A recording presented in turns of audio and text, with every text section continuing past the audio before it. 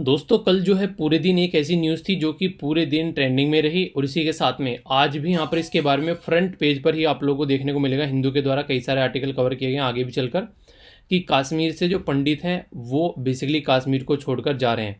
आप लोगों ने मूवी देखी द कश्मीर फाइल, उसमें किस तरीके की सिचुएशन यहाँ पर दिखाई गई है। तो वही चीज़ें जो हैं आप लोगों को यहाँ पर रिपीट होती हुई फिर से नज़र आ रही हैं।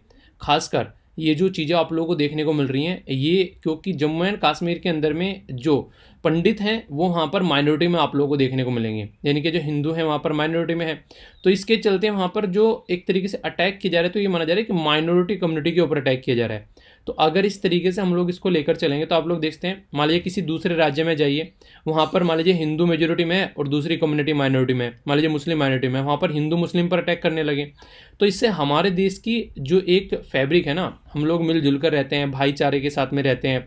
और संविधान के अंदर भी आप लोगों ने प्रीएम्बल के अंदर भी बातें देखी होगी कि किस तरीके से अलग अलग जस्टिस के बारे में बात की जाती है।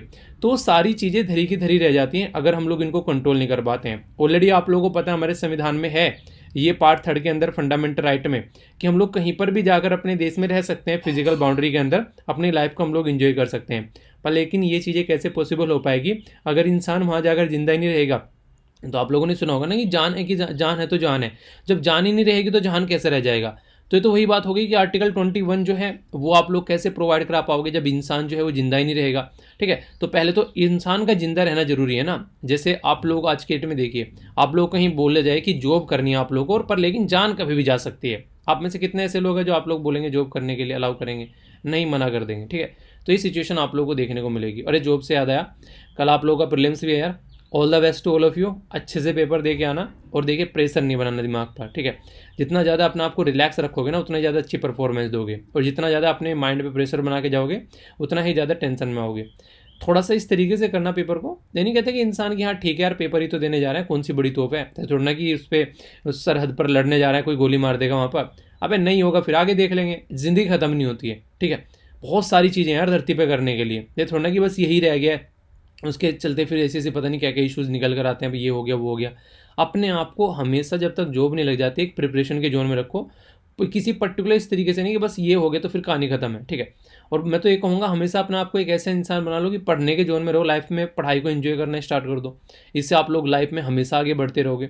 तो अपने आप पर बर्डन न बनाकर चीज़ों को आगे लेकर चलना है। बोलना आसान है, मैं समझ रहा हूँ, ये फेज़ पूरा मैंने भी देखा है। तो सबसे बड़ी बात यहाँ पर ये होती है कि अपने आप की जो जॉब है ना उसके साथ में दुनिया भर की चीज़ें अटैच मत करो। अच्छा जॉब लग जाएगी तो ये होगा, जॉब लग जाएगी तो वो होगा। अरे जॉब लग जाएगी तब भी होगा, नहीं लगेगी तब भी होगा। ठीक है, वो चीज़ें रखो अपने दिमाग में।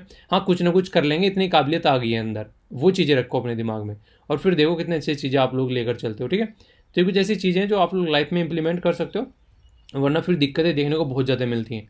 तो ये बातें हैं जो आप लोग आई होप की चीज़ों को समझ पाओगे।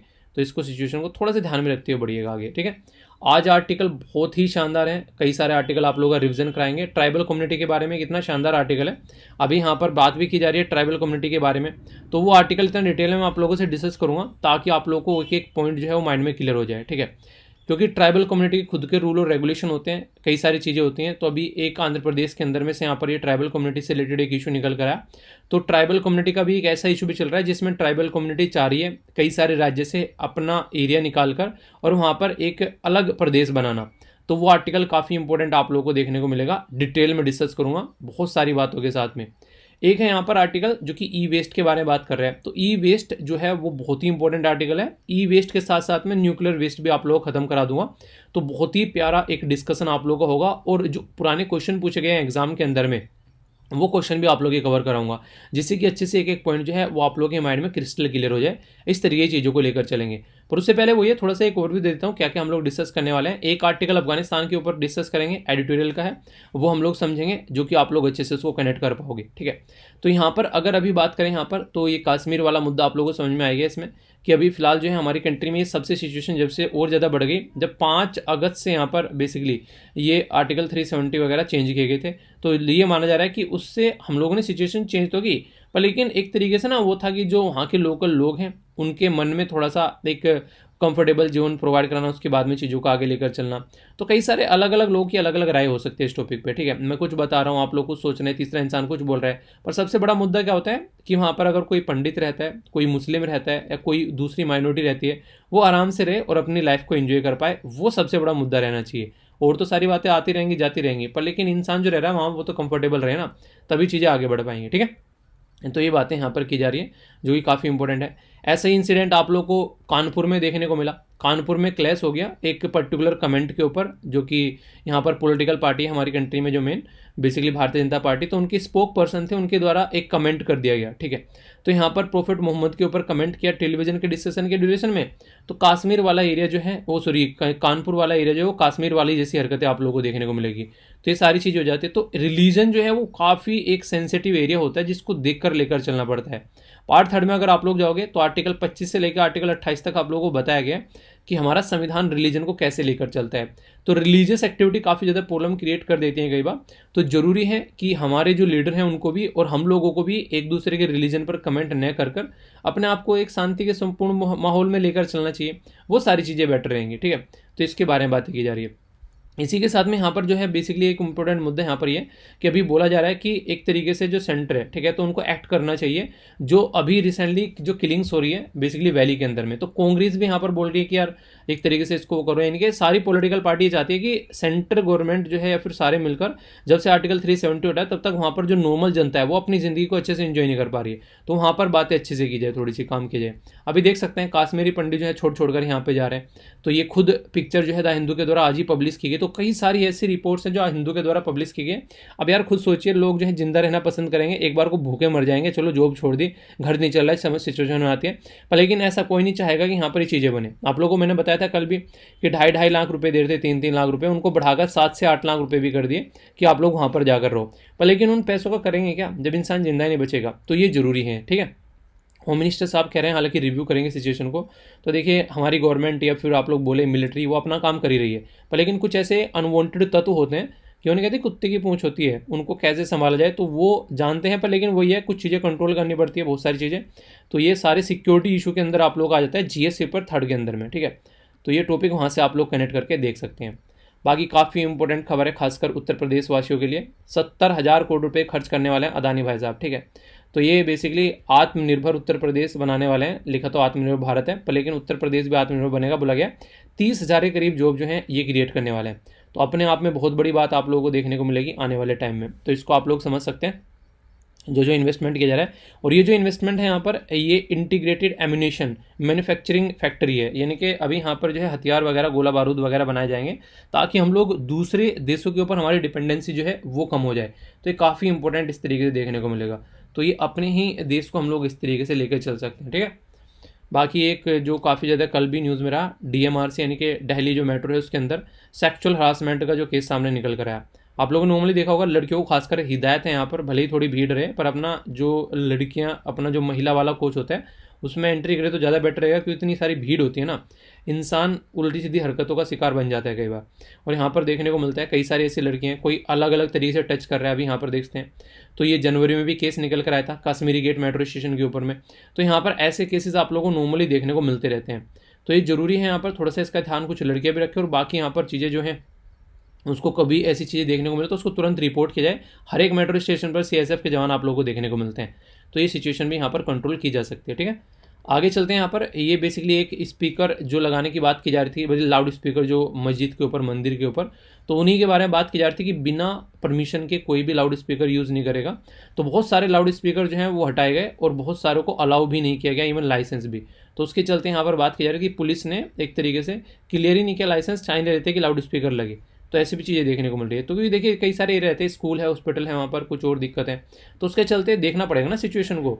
तो उसके चलते यहाँ पर ये चीज़ें हैं। पर लेकिन ये फिर से रिलीजन वाला मैटर आ जाता है। रिलीजन का चैप्टर इतना इंपॉर्टेंट हो गया जिसकी कुछ हद नहीं है, टॉपिक से क्वेश्चन बन सकते हैं आप लोग के आसानी से। तो उसके बारे में थोड़ा सा ध्यान रखिएगा, ठीक है। कोई भी डाउट आप लोगों को उसके बारे में नहीं होना चाहिए।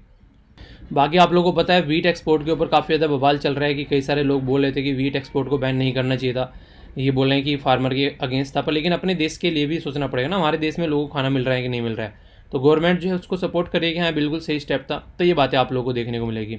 बाकी जेलेंस्की साहब जो हैं, जो कि यूक्रेन के जो लीडर हैं, वो लगे रहे हैं बेसिकली, क्योंकि उनको वेस्टर्न से सपोर्ट मिल रहा है। तो 100 दिन हो गए वॉर के, पर लेकिन हट नहीं रहे हैं पीछे।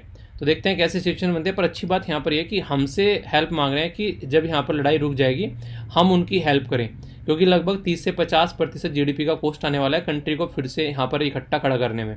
उधर श्रीलंका परेशान है, तो हमारी कंट्री का ओहदा बढ़ गया है इंटरनेशनल लेवल पर, आप लोगों को ये तो देखने को मिलेगा। तो काफ़ी बड़ी बात है ये। जो बाइडन साहब जो है वो चाह रहे हैं कि गन जो है वो लोगों के हाथ में ज़्यादा ना जाए, पर लेकिन देखो कि क्या सिचुएशन हो सकती है। और ये है सुडोकू। अब आप लोग के जो आर्टिकल आएंगे उनको एक एक करके सुनिएगा ध्यान से, बहुत ही शानदार आर्टिकल है। दो तो न्यूक्लियर वेस्ट के बारे में बात करूंगा, ट्राइबल कम्युनिटी के बारे में, ई वेस्ट के बारे में। ये ऐसे आर्टिकल जहाँ से रेगुलरली क्वेश्चन पूछे गए वो आप लोग देखिएगा, ठीक है। तो ये इसके बारे में तो अच्छे से एंजॉय कीजिएगा एक एक आर्टिकल को, ओके। तो आइए डिस्कशन आगे बढ़ाते हैं बिना एक तरीके से जो नोट्स आप लोग को लगता है तो नोट्स भी आप लोग बना सकते हैं, ठीक है, ओके। सबसे पहले तो यहाँ पर UPSC prelims GS paper 3 disaster management के साथ में आप लोग इसको कनेक्ट कर सकते हैं। फिनलैंड के द्वारा अभी यहाँ पर ये बोला गया है कि वो अपने देश के अंदर में जो न्यूक्लियर एनर्जी यूज कर रहे हैं और उसके बाद में जो अवशेष बचता है, जो वेस्ट बचता है, वेस्ट का मतलब क्या होता है, जैसे मान लीजिए आप लोगों ने क्या किया आज के दिन में, लकड़ी को जलाया, तो लकड़ी जलाने के बाद में जो राख बचती है वो अवशेष हो गया, ठीक है। तो उसके बारे में आप लोग समझ सकते हैं। तो यहाँ पर इसी के बारे में बात की जा रही है। तो उसको कैसे मैनेज करना है, तो सेफली कैसे मैनेज करना है, जो कि रेडियो एक्टिव वेस्ट बच जाता है जो यहाँ पर एक प्रोडक्ट यूज करने के बाद में, तो उसको बात की जा रही है। तो उसके चलते यहाँ पर बेसिकली अंडरग्राउंड फैसिलिटी यूज की जाएगी यहाँ पर, जिसका नाम है, और जिसका नाम है पर्टिकुलर एरिया में, जिसका नाम है यहाँ पर ऑनकैलो, ठीक है। तो ये पर्टिकुलर किसके बारे में बात की जा रही है, तो याद रखिएगा फिनलैंड के बारे में यहाँ पर बात की जा रही है। तो फिनलैंड एक काफी इंपॉर्टेंट कंट्री है, इधर स्वीडन हो गया, इधर नॉर्वे हो गया। ये एक ऐसी कंट्री है जहां पर जो खासकर अगर बात करें, जो काफी लार्ज स्केल पर लोग जो है काफी खुश रहते हैं, हैप्पी रहते हैं, यहाँ पर काफी सारी फैसिलिटीज आप लोगों को देखने को मिलती हैं। तो उसी देश के बारे में यहाँ पर बात की जा रही है। अब ये फैसिलिटी है क्या, किसी ने कुछ अच्छा किया तो क्या हम लोग भी उसको यूज कर सकते हैं, अगर हाँ तो कैसे कर सकते हैं, तो उसके बारे में मैं कई सारी बातें आप लोगों को बताऊंगा। ध्यान से सुनिएगा, क्वेश्चन बन जाए तो ये मत बोलना कि कहां से बन गया, भाई साहब यहां से बन गया, थोड़ा सा भी ध्यान दोगे तो क्वेश्चन नहीं छूटने दूंगा, ठीक है। तो अगर इंपॉर्टेंट चीजें हैं तो उसके ऊपर थोड़ा सा फोकस देकर आप लोगों को सुनना है और आप लोग उसको एंजॉय कर पाओगे। सबसे पहले बात क्या की जा रही है, इनके द्वारा जो बेसिकली अभी जो शब्द यूज किया जा रहा है, स्ट्रक्चर जो नेम यहां पर दिया जा रहा है, फिनिश वर्ड यूज किया जा रहा है इसके लिए, पिट, यानी कि एक तरीके से इनके द्वारा बोला गया कि हम लोग क्या करेंगे, अगर कल को चलकर हम लोगों ने ईंधन बनाया और ईंधन बनाने के बाद में यहाँ पर हम लोगों ने न्यूक्लियर एनर्जी यूज की और उसमें से यहाँ पर फिर उसका कुछ अवशेष बच गया, कुछ वेस्ट बच गया, तो उसको 500 मीटर अंडरग्राउंड में जाकर हम लोग डिस्पोज करेंगे और उसके लिए प्रॉपर स्टोर, हम लोग स्टोरेज फैसिलिटी वहां पर बनाएंगे ताकि उसको वहां पर जाकर डिस्पोज किया जा सके और उसको इस तरीके से रखें कोई इसको टच भी ना कर सके। अब पूरा बताऊंगा चित्र की हेल्प से ताकि आप लोग समझ पाओ, ध्यान से सुनिएगा। ये काफी एक तरीके से डीप जियोलॉजिकल एक आप लोगों से बोल सकते हैं रेपोजिटरी आप लोगों को देखने को मिलेगी जहां पर चीजें रखी जाती हैं। तो एक काफी स्टेबल एक रोक आप लोगों को नजर आएगी जहां पर इसको बनाया जाएगा जिससे कि चीजें आगे दिक्कत में ना आए। फिनलैंड के द्वारा ये काम करने वाली फर्स्ट कंट्री यहां पर बन जाएगी अगर ये इसको अप्रूव कर पाते हैं और चीजों को आने वाले टाइम में इनको इंप्लीमेंट कर पाते हैं। अब यहां पर क्या करेंगे, यहां पर ये आप लोग समझिए।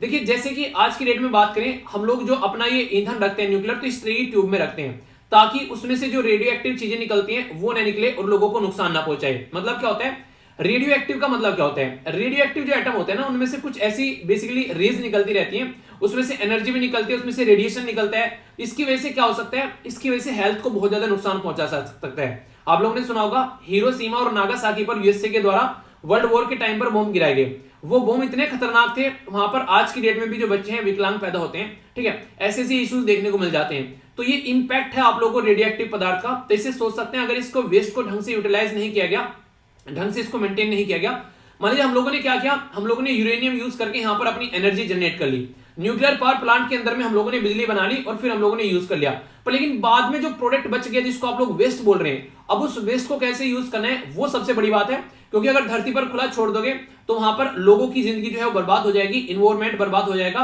जितना इसके अंदर से रेडिएशन निकलता है उसको हम लोग अंडरस्टैंड, उसको हम लोग मुझे कहते हैं हम उसको थाम नहीं पाएंगे, तो वो वाली कंडीशन देखने को मिलेगी। तो ये जो वेस्ट जनरेट हो रहा है तो इसको इनके द्वारा टैकल करने की बात की जा रही है। कुछ इस तरीके से ट्यूब वगैरह वो फिल की जाएंगी, उसके ऊपर कुछ ऐसी कोटिंग की जाएगी जिससे कि यहाँ पर कोई दिक्कत नहीं देखने को मिले, उसके ऊपर जंग न लगे। तो यहाँ पर जंग को रोकने वाली कोटिंग रहेगी, कार्बन का जो भी यहाँ पर एक कनिस्तर रहेगा उसके अंदर में, और उसके ऊपर से फिर यहाँ पर ये क्या करेंगे, यहाँ पर ये वाटर को एब्जॉर्ब करने वाला क्ले यहाँ पर लगाया जाएगा और फिर उसको अंडरग्राउंड जाकर उसको दफनाया जाएगा। पूरा प्रोसीजर समझाता हूं। जैसे यहाँ पर देखिए, यहाँ पर अगर कल को चलकर कोई ऐसी ट्यूब हो गई जिसको हम लोगों ने फिल कर दिया, उसके ऊपर कॉपर की कोटिंग लगा दी ताकि कल को चलकर इसके ऊपर जंग बिल्कुल भी न लग सके। फिर यहां पर उसके ऊपर कुछ इस तरीका एक आप लोगों को देखने को मिलेगा, एक पर्टिकुलर सिस्टम क्रिएट किया जाएगा जो कि बिल्कुल पक्का होगा, यानी सीमेंटेड आप लोग बोल सकते हैं। उसके अंदर ले जाकर इसको फिक्स कर दिया जाएगा यहाँ पर, और फिर ये सारा सिस्टम जो है ये लगभग 500 मीटर नीचे जाके जमीन के अंदर दफना दिया जाएगा। तो आप लोग समझ सकते हैं यहाँ पर कितनी फैसिलिटीज यहाँ पर इसके लिए की जाएगी, और ऊपर इंसान आराम से रह सकते हैं, उनकी जिंदगी के ऊपर कोई भी दिक्कत यहाँ पर देखने को नहीं मिलेगी अगर इसको हम लोग इस तरीके से मेंटेन करके चलते हैं। यानी कि कहने का मतलब ये कि सोचो अगर यहाँ पर रेडियो एक्टिविटी जो पदार्थ है उसकी रेडियो एक्टिविटी जो है वो टाइम के साथ में कम होती चली जाती है, पर लेकिन वो टाइम जो होता है वो लंबा रहता है, कई बार अलग अलग प्रोडक्ट के ऊपर अलग अलग रहता है, कोई 100 साल कोई 500 साल ऐसी चीजें चलती रहती हैं। तो अगर हम लोग इनको इस तरीके से इतने गहरी जगह जाकर हम लोग इनको दफना पा रहे हैं तो ये काफी अच्छे तरीके से हम लोग इनकी रेडियो एक्टिविटी जो है वो कम कर पाएंगे और उसको कंट्रोल भी कर पाएंगे। तो इसलिए बोला गया यहाँ पर ये लगभग 494 मीटर हो गए।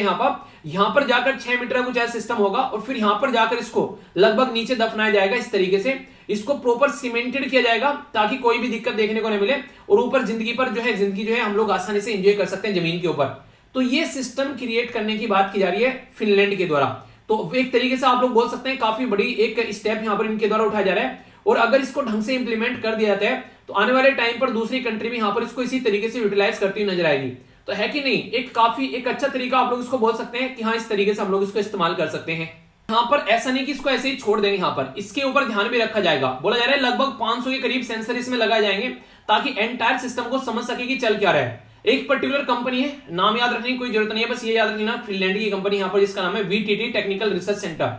तो इसके द्वारा यहाँ पर जो कि एक स्टेट ओन यानी कि इनकी गवर्नमेंट की कंपनी है, जैसे हमारी कंट्री BSNL हो गया, ठीक है, इसी के साथ में ONGC हो गया, ऐसे यहाँ पर इनकी स्टेट यानी कि गवर्नमेंट की कंपनी है, वो यहाँ पर इस प्रोजेक्ट को लेकर आ रही है। तो उसके तहत बोला गया कि मॉनिटर किया जाएगा इसको काफी लार्ज स्केल पर ताकि कोई दिक्कत को न देखने को मिले, और आउटसाइड सरफेस पर कोई भी दिक्कत यहाँ पर निकल के ना आए, तो प्रॉपर वे में यहाँ पर बेसिकली काम किया जाएगा। ये इनके साइंटिस्ट हैं जिनका नाम है यहाँ पर आर्थो लाकरी, तो इनके द्वारा यहाँ पर ये बातें पब्लिक में बोली गई। तो ये जो कंपनी है यहाँ पर जो कंपनी है कोलैबोरेट कर रही है यहाँ पर बेसिकली पॉसिवा एक Finland nuclear waste management organisation इसके साथ में मिलकर अभी लाइसेंस के लिए काम कर रहे हैं। अभी इनको अप्रूवल नहीं मिला है, अभी अंडर प्रोसेसर काम चल रहा है। ये जो कहानी मैंने आप लोगों को सुनाई है ये अभी अंडर प्रोसेसिंग में है। अगर प्रॉपर वे में यहाँ पर इसको इंप्लीमेंट कर पाते हैं तो वो चीजें आप लोगों को देखने को मिलेगी। आने वाले टाइम में इस वेस्ट को कैसे यहाँ पर यूज किया जाता है तो वो चीजें आप लोगों को आगे आने वाले टाइम में नजर आएंगी। अभी प्रॉपर इसको इस तरीके से मैनेज नहीं किया जा रहा है, बहुत सारी दिक्कतें देखने को मिलती है, तो उसको कैसे मैनेज कर पाते हैं। ठीक है, तो अभी मैंने बता दिया यहाँ पर डेफिनेशन भी डाल दिया कि अगर बात की जाए आप लोगों से कि न्यूक्लियर वेस्ट क्या होता है, तो गैस की फॉर्म में भी हो सकता है, लिक्विड भी हो सकता है और सॉलिड भी हो सकता है, और मैक्सिमम टाइम आप लोगों को चीजें जो है वो लिक्विड की फॉर्म में देखने को मिलती है अगर देखा जाए तो। ठीक है, जिसके चलते इनको नॉर्मली वैसे हम लोग डिस्पोज कर देते हैं, तो इसको ढंग से डिस्पोज करने की बात की जा रही है ताकि सेव किया जा सके इसको, और रेडियो एक्टिव का जो बेसिकली वो चीजें नहीं निकल पाए, क्योंकि थाउजेंड्स और हंड्रेड्स और थाउजेंड्स ऑफ ईयर तक यहाँ पर ये चीजें पड़ी रहती हैं और इनमें से रेडियो एक्टिविटी की चीजें निकलती रहेंगी। तो सोचो यहाँ पर कभी भी किसी भी इंसान को ये जो है बर्बाद कर सकती है अगर यहाँ पर इनको मैनेज नहीं किया गया। ये बिल्कुल ऐसे ही पुराने टाइम में आप लोगों ने मूवीज देखी होगी ना, एक मंदिर के अंदर आत्मा को बंद कर दिया और फिर उसके ऊपर वहां पर कोई एक ताबीज बांधकर उसके ऊपर ठप्पा लगा दिया कि कोई ना खोले इसको आकर वरना दिक्कतें हो जाएंगी। वही वाला फंडा यहाँ पर करने जा रहे हैं। अगर कल को चलकर यहाँ पर इस तरीके से इसको किसी ने खोल लिया बीच में आकर, तो ये समझ ले उसने अपनी मौत के साथ साथ में लोगों की मौत को भी उसने दावत दे दी। तो ये काफी इंपॉर्टेंट है इसको प्रॉपर वे में यूटिलाइज करना। इसके अंदर दिक्कतें क्या आती हैं आखिर जब इसके बारे में हम लोग बात करते हैं। सबसे पहले तो हम लोग न्यूक्लियर वेस्ट के बारे में बात करते हैं। न्यूक्लियर वेस्ट के बारे में एक इंपॉर्टेंट पॉइंट आप लोग ये याद रखिएगा कि यहाँ पर इसकी जो लाइफ होती है वो काफी लंबी होती है, जिसके चलते यहाँ पर इसको मैनेज करना जो है वो आसान नहीं है। क्योंकि अगर मान करें इंसान की लाइफ के बारे में तो हम लोग क्या जोते हैं, मैक्सिमम 100 साल जीते हैं, 80 साल में 70 साल में भी चीजें खत्म हो लेती हैं, तो मैक्सिमम 100 साल या फिर 110 मैक्सिमम आप लोग बोले इंसान, पर लेकिन ये हजारों साल जीते हैं। हम लोग फैसिलिटी करके गए, आने वाली जनरेशन ने उखाड़ फेंका तो कैसी दिक्कतें देखने को मिलेगी। स्टोर साइट कैसी होनी चाहिए देखना पड़ेगा, क्या सुटेबल है डिस्पोज करने के लिए, वहां पर पब्लिक या फिर गवर्नमेंट को सॉरी इन्वायरमेंट को या फिर पब्लिक को कोई दिक्कत तो नहीं है उससे। इसी के साथ में हेल्थ के ऊपर इसका क्या इंपैक्ट पड़ सकता है वो हम लोग को अंडरस्टैंड करना पड़ेगा लॉन्ग टर्म पर, तो कहां पर क्या क्या दिक्कतें हो सकती है वो समझना पड़ेगा। इंपैक्ट ऑन नेचर, क्योंकि इन्वायरमेंट में पानी को, हवा को, मिट्टी को, सबको ये पोल्यूट कर सकता है, तो वो भी हम लोग को समझना पड़ेगा। और फाइनेंशियली यहाँ पर कितना खतरनाक है, यहाँ पर कितना पैसा लगेगा वो भी देखना पड़ेगा। पता चला इतनी की हम लोगों ने बिजली नहीं बनाई, उससे ज्यादा हम लोग को दिक्कत पड़ गई इसका वेस्ट को डिस्पोज करने में। ठीक है, ये तो वही बात होगी, हमारी कंट्री में सोने की खान है, उसमें से सोना निकालने में इतना खर्चा आ जाता है कि इतने का सोना भी नहीं होता है वो। ठीक है, तो हम लोगों ने सोना निकालना बंद कर दिया। अभी KGF मूवी आप लोगों ने देखी होगी, तो उसके बारे में बात की जाती है, तो वो उसी के मुद्दे के ऊपर यहाँ पर है। तो मुद्दा ये है सीधा सीधा यहाँ पर कि हम लोगों को चीजें समझनी पड़ेगी। ये बिल्कुल ऐसे जैसे मैं आप लोगों को बोलूं, एक साइड में आप लोगों को लक्ष्मीकांत की किताब पढ़नी है और दूसरी साइड में आप लोगों को इंडियन ईयर बुक पढ़नी है। तो लक्ष्मीकांत की किताब पढ़ना ज्यादा बेटर होता है क्योंकि उसमें से ज्यादा क्वेश्चन आ जाते हैं as compare to Indian yearbook के। तो ऐसा आप लोग यहाँ पर बोल सकते हैं। तो ये सारी चीजें आप लोग को अंडरस्टैंड करनी पड़ेगी, तभी कि कहां पर क्या सही है और क्या गलत है आप लोग उसका अंदाजा लगा पाएंगे, वरना यहाँ पर फिर दिक्कतें देखने को मिलने लगती हैं। अभी एक इंटरेस्टिंग स्टोरी मैं आप लोगों को बताऊं, यहाँ पर जापान के अंदर में अभी यहाँ पर फुकुशिमा एक ऐसा पर्टिकुलर एरिया था जहां पर बेसिकली इन्वायरमेंट डिजास्टर आप लोगों को देखने को मिला, और उस इन्वायरमेंट डिजास्टर की वजह से वहां पर जो उनका न्यूक्लियर पावर प्लांट था वो बेसिकली ध्वस्त हो गया, और उसकी वजह से वहां पर काफी ज्यादा पानी जो है वो कॉन्टेमिनेटेड हो गया। अब वो पानी को मेंटेन करने के लिए भी जापान को इतना ज्यादा पैसा उसके ऊपर लगाना पड़ रहा है जिसकी कुछ हद नहीं है, और उसको बार बार जापान बोलता है कि हम लोग इसका कॉन्टेमिनेशन जो है, जो यहाँ पर ट्राइटेनियम तो है उसको हम लोग खत्म कर चुके हैं और उसको हम लोग क्या कर सकते हैं, समुद्र के अंदर उसको छोड़ दिया जाएगा। पर लेकिन रियलिटी यहाँ पर ये निकल कर आती है, अब तक भी यहाँ पर उसको अलाउ नहीं किया जा रहा है। ये माना जा रहा है कि अगर छोड़ दिया तो बहुत सारी जो पॉल्यूशन जो पानी है वो बर्बाद हो जाएगा, और सोचो कि सारे के सारे ओशन जो है वो एक दूसरे के साथ में कनेक्ट है, तो कहां कहां तक इसका नुकसान पहुंच सकता है। तो अभी ये चीजें आप लोगों को देखने को मिलेगी। ठीक है, ये तो कहानी मैंने आप लोगों को सुना दी दुनिया के बारे में। हमारे देश में तो हम लोग बहुत सारे न्यूक्लियर पावर प्लांट लिए बैठे हैं, आप लोगों ने देखा होगा। मैंने अभी 2 दिन पहले भी आप लोगों को बताया था कितने सारे न्यूक्लियर प्लांट आप लोगों को अपने देश में देखने को मिलेंगे। आखिर हम लोग कैसे मैनेज कर रहे हैं, तो ये भी आप लोगों को समझना पड़ेगा। ठीक है, तो इसके बारे में आप लोगों से बात करूंगा अभी। यहाँ पर नॉर्मली देखिए क्या रहता है, अगर यहाँ पर कोई वेस्ट हम लोग जनरेट करते हैं तो कैसे यहाँ पर हम लोग उसको लेकर चल रहे हैं, कैसे डाइल्यूट कर रहे हैं, कैसे डिले कर रहे हैं, कैसे कॉन्सेंट्रेट कर रहे हैं, कैसे कंटेन कर रहे हैं। ये बिल्कुल ऐसे ही है जैसे मैंने आप लोगों को यहाँ पर वो प्रक्रिया बताई थी ना अभी रिसेंटली, कि कैसे कैसे रिसाइकिल कर रहे हैं, कैसे रीयूज कर रहे हैं, कैसे वो कर रहे हैं। तो वहां से निकालना, उसको इकट्ठा करना, फिर लास्ट में लेकर कैसे जाना है, फिर जहां पर जाकर रखना है वहां पर कैसे रखना है, तो ये सारी अपने आप में एक प्रॉपर प्रोसीजर के थ्रू होता है। तो इसको प्रॉपर सही तरीके से लेकर चलना है, एक प्रॉपर मैनेजमेंट रहता है, कैसे अलग करना है, कैसे कैटेगराइजेशन करना है, कैसे हैंडल करना है, कैसे ट्रीट करना है, कैसे मॉनिटर करना है, और फाइनली कैसे डिस्पोज करना है। तो भाई साहब ये पूरा एक पूरा काम होता है, ऐसे नहीं कि हवा में आप लोग कर दोगे।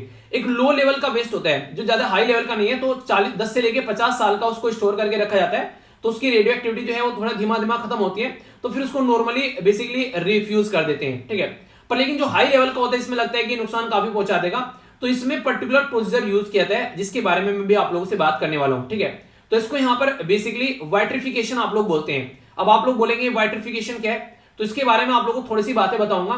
बेसिकली एक काफी इंपॉर्टेंट ये तरीका है जो कि यूएसए में भी यहाँ पर ये यूज किया जाता है। चीजों को क्या किया जाता है यहाँ पर, डिफेंस का जो वेस्ट बचता है उसको बेसिकली उसको प्रोसेसिंग करने में यूज किया जाता है। मतलब क्या इसका मतलब है कि जैसे मान लीजिए न्यूक्लियर का वेस्ट है और वो लिक्विड है, तो उसको क्या करना है, जो लिक्विड है या फिर केमिकल वेस्ट है यहाँ पर, उसको एकदम सॉलिड स्लैब बना दो, जैसे कि शीशे की जैसे से एक तरीके शीशे जैसे शीशा नहीं होता है, मान लीजिए शीशा बना दिया हम लोगों ने कुछ ऐसे प्रोडक्ट का कि वहां पर एक तरीके से वो एक स्लैब की फॉर्म में आ गया। देखिए इन्वायरमेंट में नुकसान कब पहुंचाएगा, जब वहां पर पानी की फॉर्म में होगा, बहकर कहीं और चला गया, मिट्टी के साथ मिल गया, कुछ और हो गया। पर लेकिन सोचो हम लोगों ने इसको सॉलिड बना दिया, तो वो जहां पर पड़ा रहेगा उसको एक तरीके से मेंटेन करना आसान रहेगा, तो सॉलिड फॉर्म में उसको कन्वर्ट कर दिया जाता है। तो इसको बोलते हैं बेसिकली यहाँ पर वाइट्रिफिकेशन। तो ये क्या होता है, एक लिक्विड को सॉलिड की फॉर्म में कन्वर्ट कर देना ताकि एलिमिनेट किया जा सके इन्वायरमेंट को कोई रिस्क, ठीक है, इन्वायरमेंट पर नुकसान ना पहुंचे। तो यहाँ पर वाइट्रिफिकेशन जो है वो एक तरीके से रैपिड कूलिंग सिस्टम होता है जिसमें लिक्विड को बिना क्रिस्टल फॉर्मेशन के आप लोग यहाँ पर एक ठोस पदार्थ में कन्वर्ट कर देते हैं। तो ये हम लोग यूज करते हैं अपने देश के अंदर में। ठीक है, कहां पर, खासकर तारापुर और इसी के साथ में जो ट्रोम्बे हैं यहाँ पर, इन प्लांट में आप लोगों को यहाँ पर ये सिस्टम देखने को मिलेगा। तो ये जो वाइट्रिफिकेशन होता है फिर इसको यहाँ पर डीप जियोलॉजिकल रिपोजिटरी फिर यहाँ पर की जाती है, यानी कि हमारी कंट्री में भी कुछ कुछ चीजें ऐसे की जाती है, पर लेकिन फिर भी इतना सॉलिड नहीं है जैसा यहाँ पर अभी फिनलैंड के द्वारा यहाँ पर स्टार्ट किया जा रहा है। ये इससे कई बार कई सारे एरिया में दिक्कत देखने को मिलती है, और इवन यहाँ पर कई सारी साउथ की मूवी भी आप लोगों ने अगर देखी होंगी, अभी रिसेंटली एक मूवी थी, मेरे नाम याद नहीं आ रहा एग्जैक्टली, उसमें वो यूरेनियम निकालने के बारे में बात करते हैं। ठीक है, तो वहां पर वो चीज देखने को मिल रही थी, तो वहां पर वो जमीन में उसको बेसिकली निकालकर वहां से फिर जमीन में उसको दफना रहे थे, तो उसकी वजह से इन्वायरमेंट को कितना नुकसान पहुंच रहा था, आसपास वाले एरिया में बच्चों को कितना नुकसान पहुंचा, वो उस मूवी के अंदर भी वहां पर डिटेल में उनके द्वारा एक्सप्लेन किया गया। तो ये सारी चीजें आप लोगों को नॉर्मली ऐसे नहीं कि हवा में है, ये सारी चीजें आसपास भी देखने को मिल जाती हैं। यहां से क्वेश्चन पूछा गया कि दुनिया में सबसे ज्यादा यूरेनियम रिजर्व कहां पर है। अगर यहां पर जो ऑप्शन दे रखे हैं उनमें ओनली आप लोग देखो ऑस्ट्रेलिया, कनाडा, रसिया या फिर यूएसए। तो सही आंसर क्या है, ABCFD। तो सही आंसर है इसका बी यानी कि कनाडा। पर लेकिन अगर यहां पर दूसरा एक और कंट्री हो सकता था जिसका नाम है कजाकिस्तान, तो कजाकिस्तान यहां पर दुनिया में सबसे ज्यादा यूरेनियम जो रिजर्व आप लोगों को यहां पर देखने को मिलेगा। ठीक है, तो इस तरीके से आप लोग समझ सकते हैं। तो कई बार यहां पर ऐसे क्वेश्चन आप लोगों से पूछ ले जाते हैं जो कि आप लोगों से इंक्रीजिंग या फिर डिक्रीजिंग ऑर्डर में भी लगाने के लिए आ जाते हैं। तो इसके बारे में अगर आप लोग याद रखोगे तो फिर कोई भी कंफ्यूजन आप लोगों को देखने को नहीं मिलेगा। तो इसके बारे में आप लोग थोड़ा थोड़ा सा आइडिया जरूर रखिएगा, ठीक है। ये ऐसा नहीं, कजाकिस्तान यहाँ पर उज्बेकिस्तान के अंदर भी आप लोग काफी ज्यादा यहाँ पर चीजें देखने को मिलेगी। तो कहने का मतलब यहाँ पर ये कि इन ये जो वो कंट्री है जहां पर काफी लार्ज स्केल पर आप लोग चीजें देखने को मिल जाती हैं इस तरीके की।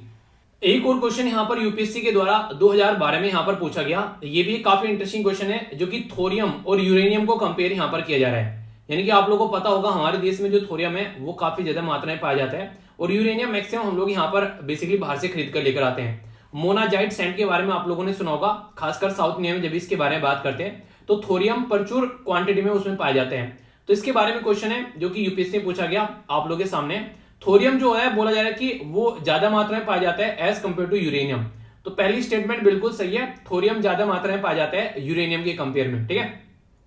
दूसरा बोला गया है, अगर बात करें यहां पर हम लोग अगर माइन करते हैं थोरियम को, तो thorium can generate more energy compare to natural uranium. जो नेचुरल यूरेनियम आप लोग लेकर आते हो उसके कंपेयर में जब थोरियम होता है वो ज्यादा एनर्जी जनरेट करता है। ये स्टेटमेंट भी बिल्कुल ट्रू है यहाँ पर ये। पर लेकिन दिक्कत यह है कि हमारी कंट्री में मैक्सिमम जो पावर प्लांट बनाए जाते हैं वो हम लोग बाहर से बनवाते हैं, और बाहर जो होते हैं वो बनाते हैं वो चलते हैं यूरेनियम के ऊपर में। तो इसलिए थोरियम बेस जो है वो हम लोग यहाँ पर यूज नहीं कर पाते हैं, जिसकी वजह से दिक्कतें देखने को मिलती है। हालांकि फिलहाल इसके ऊपर काफी सारा काम किया जा रहा है। अगर बात करें तो थोरियम जो है वो प्रोड्यूस किया जाता है less harmful waste compare to uranium. जी हाँ, ये भी बिल्कुल सही है, जो यूरेनियम है वो ज्यादा हार्मफुल रहता है एज कंपेयर टू थोरियम। तो यहाँ पर ये काफी इंटरेस्टिंग क्वेश्चन पूछा गया था यूपीएससी के द्वारा, तो आंसर इसका यहाँ पर डी हो गया, ठीक है। यानी कि तीनों की तीनों स्टेटमेंट आप लोग यहाँ पर करेक्ट नजर आएंगी। इवन 2018 में यहाँ पर एक और क्वेश्चन बना, यहाँ पर ये था इंटरनेशनल एटॉमिक एनर्जी एजेंसी के बारे में। बोला गया कि इंडिया के द्वारा अभी यहाँ पर बेसिकली हमारी कंट्री में रेक्टिफाई किया गया additional protocol with international atomic energy agency. तो यहाँ पर भी इसी के ऊपर क्वेश्चन बना, बोला कि जो हमारी कंट्री में ये बेसिकली जो ये एजेंसी है इसके बारे में जब क्वेश्चन बना तो यहाँ पर याद रखिएगा इंटरनेशनल जो एटॉमिक एनर्जी एजेंसी है, तो इससे रिलेटेड हमारी कंट्री के द्वारा एडिशनल प्रोटोकॉल को रेटिफाई किया गया, ताकि सिविलियन न्यूक्लियर जो रिएक्टर हैं उसको हम लोग प्रॉपर तरीके से यूटिलाइज कर सकें, और बाहर से जो भी यूरेनियम हम लोग खरीद रहे हैं उसका नेगेटिव इस्तेमाल नहीं किया जा सके, या तो बॉम्ब बनाने में या फिर मिलिट्री पर्पज से। ये पूरा फोकस था। तो ये आंसर आप लोग का ये हो गया, ठीक है। एक और यहाँ पर अगर बात करें हेडक्वार्टर कहां पर इंटरनेशनल एटॉमिक एनर्जी एजेंसी का, तो ये आप लोग को बताना है। ए में बोला गया न्यूयॉर्क, बी में बोला गया हेग, सी में बोला गया वियना, और डी में बोला गया दावोस। तो इसका क्वेश्चन बताइए, आंसर क्या है, इस क्वेश्चन का आंसर बताइए A B C F D. Video को पॉज कर लेना और आंसर जोड़ देना। तो आंसर है यहाँ पर इसका सी। तो ये काफी इंपॉर्टेंट है। तो वियना के अंदर हेडक्वार्टर है, 1957 में इसको बनाया गया था, और ये न्यूक्लियर एनर्जी के ऊपर काम करती है, और इंडिया इसका मेंबर है, ठीक है। Is India a member? जी हाँ, इंडिया इसका मेंबर है, ठीक है। तो ये कुछ इसके बारे में बातें हैं जो कि आप लोग यहाँ पर याद रख सकते हैं। तो आंसर यहाँ पर इसका सी हो गया, ठीक है। यूपीएससी प्रीलिम्स जीएस पेपर 3 के अंदर डिजास्टर मैनेजमेंट का टॉपिक आप लोगों को देखने को मिलेगा, तो उसमें आप लोग यहाँ पर इसको देख सकते हैं। अभी रिसेंटली आप लोगों को पता है हमारी कंट्री में कुछ पॉलिसीज लेकर आई गई थी जिनको बोला था ई वेस्ट मैनेजमेंट रूल, पर लेकिन ये यहाँ पर नहीं रुके। इनको फिर लगा कि यार इसके अंदर बेसिकली हम लोगों को क्या करना है, इलेक्ट्रॉनिक्स वाला भी सिस्टम ऐड कर रहे हैं। तो फिर वो भी उसमें ऐड किया गया कि कैसे उसको कलेक्ट करना है, कैसे रिसाइकिल करना है, वो सारी चीजें यहाँ पर देखने को मिली। तो अभी चीजें जो है वो आगे बढ़ती जा रही है। तो हमारी कंट्री में किस तरीके से हम लोग को इनका प्रबंधन करना है उसके ऊपर फोकस किया जा रहा है। तो उसी के बारे में ये पूरा आर्टिकल मैं आप लोगों से डिस्कस करने वाला हूं। इनके द्वारा एक बात बोली गई कि 21 टाइप के आप लोग यहाँ पर इलेक्ट्रिकल और इलेक्ट्रॉनिक इक्विपमेंट देखने को मिलेंगे, जो कि यहाँ पर अगर बात करें नोटिफाइड किए गए यहाँ पर ई वेस्ट मैनेजमेंट रूल के तहत में, ठीक है। तो इसके बारे में कई सारी बातें जब मैं आप लोगों को बताता हुआ चलूंगा, तो आप लोग देखिए कुछ चीजें ऐसी होती है, मान लीजिए आप लोगों ने पहली बार सुनी है, ठीक है, और मैंने वो समझा दी पर लेकिन पीपीटी में नहीं है, तो उनको आप लोग नोट डाउन भी कर सकते हैं, ठीक है। तो इससे क्या रहेगा, कई सारे बच्चे फर्स्ट टाइम देख रहे हैं मान लीजिए, और बहुत सारी चीजें मैंने ऐसे बता दी जो उन्होंने पहली बार सुनी है, तो ये आप लोगों की रेस्पॉन्सिबिलिटी भी बनती है कि आप लोग उसको कम से कम नोट डाउन करते हुए चलें, ठीक है। सबसे पहले अगर बात करें कितना जनरेट यहाँ पर हो रहा है, ठीक है, और कितना कलेक्ट कर रहे हैं और रिसाइकिल कर रहे हैं आप लोग, तो यहाँ पर आप लोग देखते हैं कितना लार्ज स्केल पर यहाँ पर हम लोग जनरेट कर रहे हैं, पर लेकिन कलेक्ट कितना कर रहे हैं, बहुत ही माइन्यूट यहाँ पर कलेक्ट कर रहे हैं, ठीक है। यानी कि यहाँ पर बात की जा रही है इकाई, दहाई, सैकड़ा, हजार, 10,000, लाख, 7 लाख, और यहाँ पर इकाई, दहाई, सैकड़ा, हजार, 10,000, ओनली कितना यहाँ पर ओनली हम लोग हजारों में कर रहे हैं। तो यहाँ पर 69,000 यानी कि 69,000 ओनली हम लोग कर रहे हैं, और जबकि 7 लाख हम लोग जनरेट कर रहे हैं। हालांकि ये संख्या जो है थोड़ी सी बढ़ गई है, पर लेकिन यहाँ पर 10 लाख हो गया और यहाँ पर 2.5 लाख हो गया, तो ये आप लोग बोल सकते हैं। तो अभी भी गैप जो है वो काफी ह्यूज है। अगर हम लोग जितना एक तरीके से हम लोग जितना ई वेस्ट जो है वो जनरेट कर रहे हैं, और अगर हम लोग उसको रिसाइकिल नहीं कर पाए तो बहुत ज्यादा दिक्कत देखने को मिल जाएगी। तो इसके चलते एक प्रॉपर प्रोसीजर होता है। जैसे कि मान लीजिए आप लोग कोई प्रोडक्ट खरीद कर लेकर आए, ठीक है, तो प्रोडक्ट को फिर यहाँ पर खरीद कर लेकर आए तो उसमें कोई गड़बड़ होगी तो उसको रिपेयर करना है, ठीक है, रिफर्बिश करना है उसको, या फिर उसको रीमैन्युफैक्चर करना है, या फिर रिड्यूस करना है, जितना भी वो बेसिकली मार्केट में जो चीजें रहती हैं रीयूज करने हैं या फिर रिसाइकिल करने हैं। तो ये सारे आप लोग यहाँ पर ये R6 का जो फॉर्मूला है इसको आप लोग याद रखते हैं। इसके चलते कोई भी अगर ई वेस्ट जनरेट हो रहा है उसको मार्केट से हम लोग खत्म कर पाएंगे, ठीक है। तो ई वेस्ट जनरेशन को सबसे पहली बात तो ये होती है, मान लीजिए घर में कोई ई वेस्ट जनरेट हो गया तो यहाँ पर अगर बात करें तो उसको कैसे कलेक्ट करना है, तो उसी के चलते कई सारे रूल और रेगुलेशन मैं आप लोगों के सामने यहाँ पर रखने वाला हूं, जिसके बारे में आप लोग चीजों को अंडरस्टैंड भी कर पाएंगे। कई सारी तमाम बातें होंगी, आप लोग उनके साथ में कनेक्ट भी कर पाएंगे। एक एक कर समझते हैं। जैसे कि सबसे पहले हमारी कंट्री में ये जो रूल आए ये 2016 में है, याद रखिएगा, जिसके ऊपर यूपीएससी ऑलरेडी क्वेश्चन भी पूछ चुका है। मिनिस्ट्री के द्वारा नोटिफाई किया गया ई वेस्ट मैनेजमेंट रूल, यानी कि हमारे कंट्री में आज के में एक एक इंसान के पास में 2-2 से 3-3 मोबाइल आप लोगों को देखने को मिल जाते हैं। तो इसके चलते ई वेस्ट मैनेजमेंट रूल लेकर यहां पर आए कि कैसे इसको मैनेज हम लोग को करना है। अब यहां पर लगा क्या कि इसके अंदर कुछ कमी रह गई है वो क्या थी, वो थी बेसिकली इलेक्ट्रॉनिक वेस्ट को। तो 2018 में इसके अंदर इसके अंदर हम लोगों ने संशोधन किया, यानी कि 2016 में ये कानून हम लोगों ने बनाया, फिर 2018 में लगा कि यार ये चीजें जो हैं वो सही डायरेक्शन में नहीं चल रही हैं, कुछ कमी रह गई है, तो उन कमियों को खामियों को हम लोगों ने सुधारा और 2018 में इसके अंदर संशोधन किया। तो ये जो रूल है यहाँ पर इनका ऑब्जेक्टिव क्या है वो मैं आप लोगों को अभी यहाँ पर बता रहा हूं। सबसे पहले तो extended responsibility to the producer, यानी कि मान लीजिए आज की डेट में एक पर्टिकुलर कंपनी है, उसके द्वारा एक प्रोडक्ट बनाया गया और वो प्रोडक्ट आप लोग के घर आ गया पैकेजिंग में, ठीक है, पैकेजिंग में आप लोग घर पहुंच गया।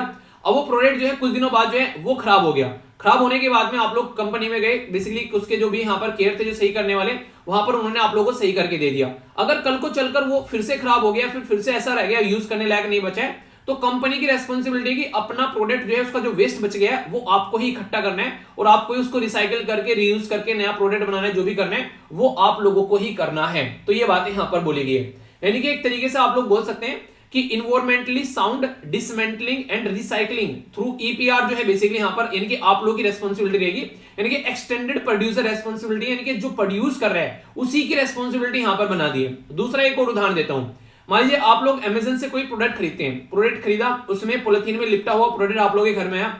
अब यहाँ पर वो जो पैकेजिंग थी वो यहाँ पर क्या कर रही है, वो प्लास्टिक पोल्यूशन फैला रही है।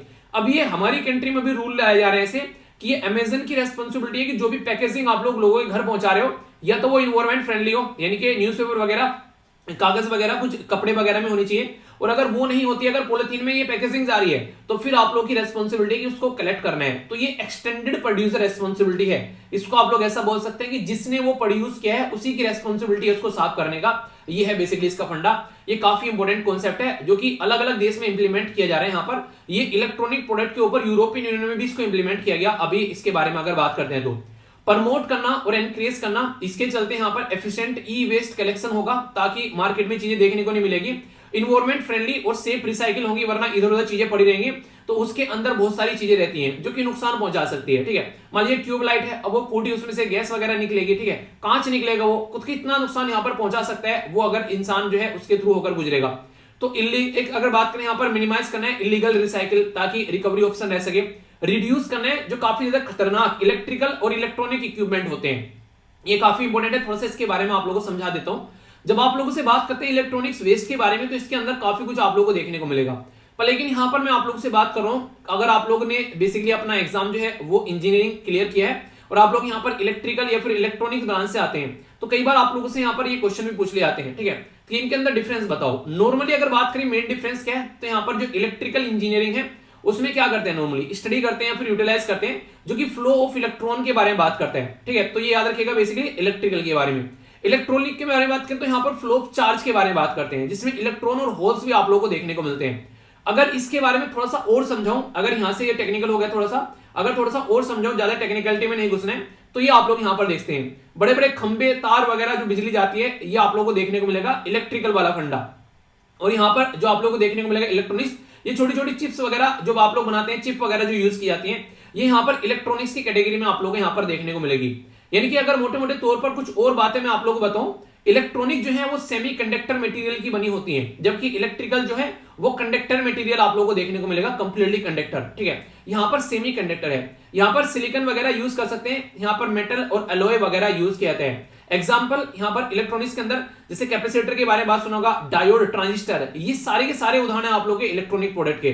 पर लेकिन इलेक्ट्रिकल के बारे में बात करें, तार हो गए, स्विच हो गए, फ्यूज हो गए, घर में फ्यूज लगाते हैं, वो इलेक्ट्रिकल की कैटेगरी में आता है। और अगर कैपेसिटर, डायोड और ट्रांजिस्टर के बारे में बात करें तो ये इलेक्ट्रॉनिक की कैटेगरी में आता है। तो यहां से एक अंदाजा आप लोगों के माइंड में बिल्कुल क्लियर हो जाना चाहिए कि इलेक्ट्रिकल और इलेक्ट्रॉनिक्स में डिफरेंस क्या आप लोगों को देखने को मिलता है। आप लोग ये समझिए, ये जो सिस्टम है सारा, अगर इसको प्रॉपर साइंटिफिक तरीके से अगर इसको इकट्ठा नहीं किया गया, इसमें से जो भी प्रोडक्ट है उसको जहां जहां पर भी यूज करना है उसको निकाल कर वहां पर यूज नहीं किया गया और ये इन्वायरमेंट में ऐसे ही पड़े रहे, कोई सेल पड़ी हुई है यहाँ पर, कोई ट्यूब पड़ी हुई है, अलग अलग तरीके की चीजें पड़ी हुई है यहाँ पर, कोई ट्रांजिस्टर पड़ा हुआ है, कोई डायोड पड़ा हुआ है। अब ये सोचो कि यहाँ पर इनके ऊपर बारिश हो रही है यहाँ पर, ठीक है, फिर ये गल रहे हैं वहां पर, उसमें से क्या क्या चीजें निकल कर आ सकती हैं, ठीक है।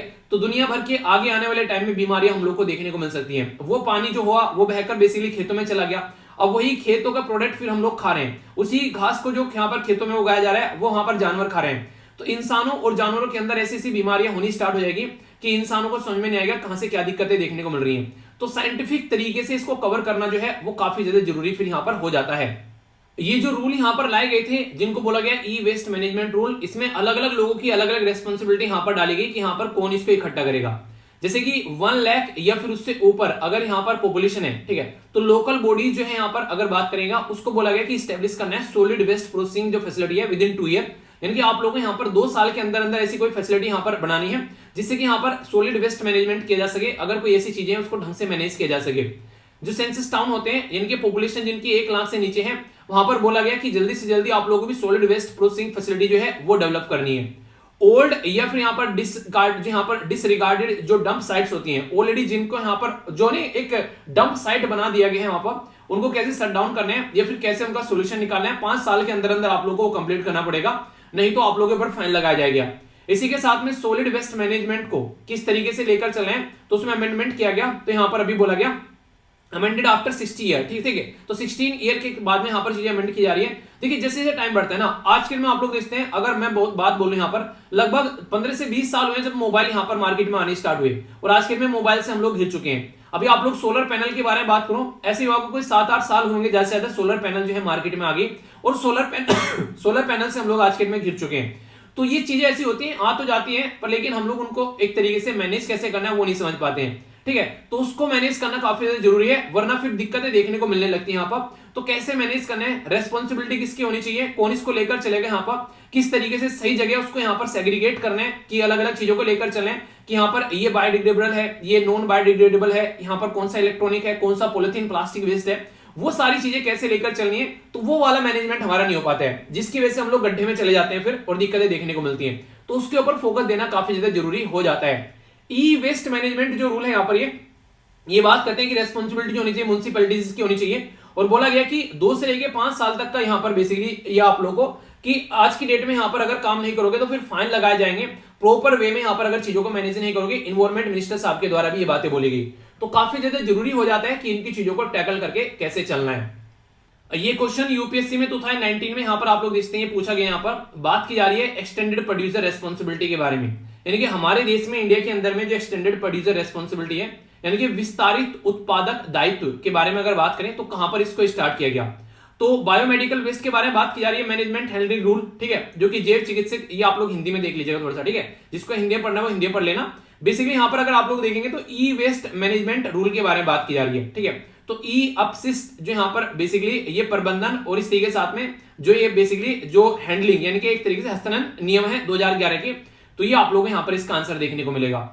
आंसर क्या हो गया इसका, आंसर यहाँ पर इसका क्या हो गया, ये हो गया बेसिकली सी आंसर हो गया। तो ये ऐसे टॉपिक्स हैं जहां से एग्जाम में आप लोगों के लिए क्वेश्चन बनता है, अगर ढंग से आप लोग इनको कवर करके चलोगे तो एक एक पॉइंट जो है वो आप लोगों के माइंड में क्लियर रहेगा, ठीक है। आई होप कि आप लोगों के माइंड में उसको लेकर क्लैरिटी आई होगी।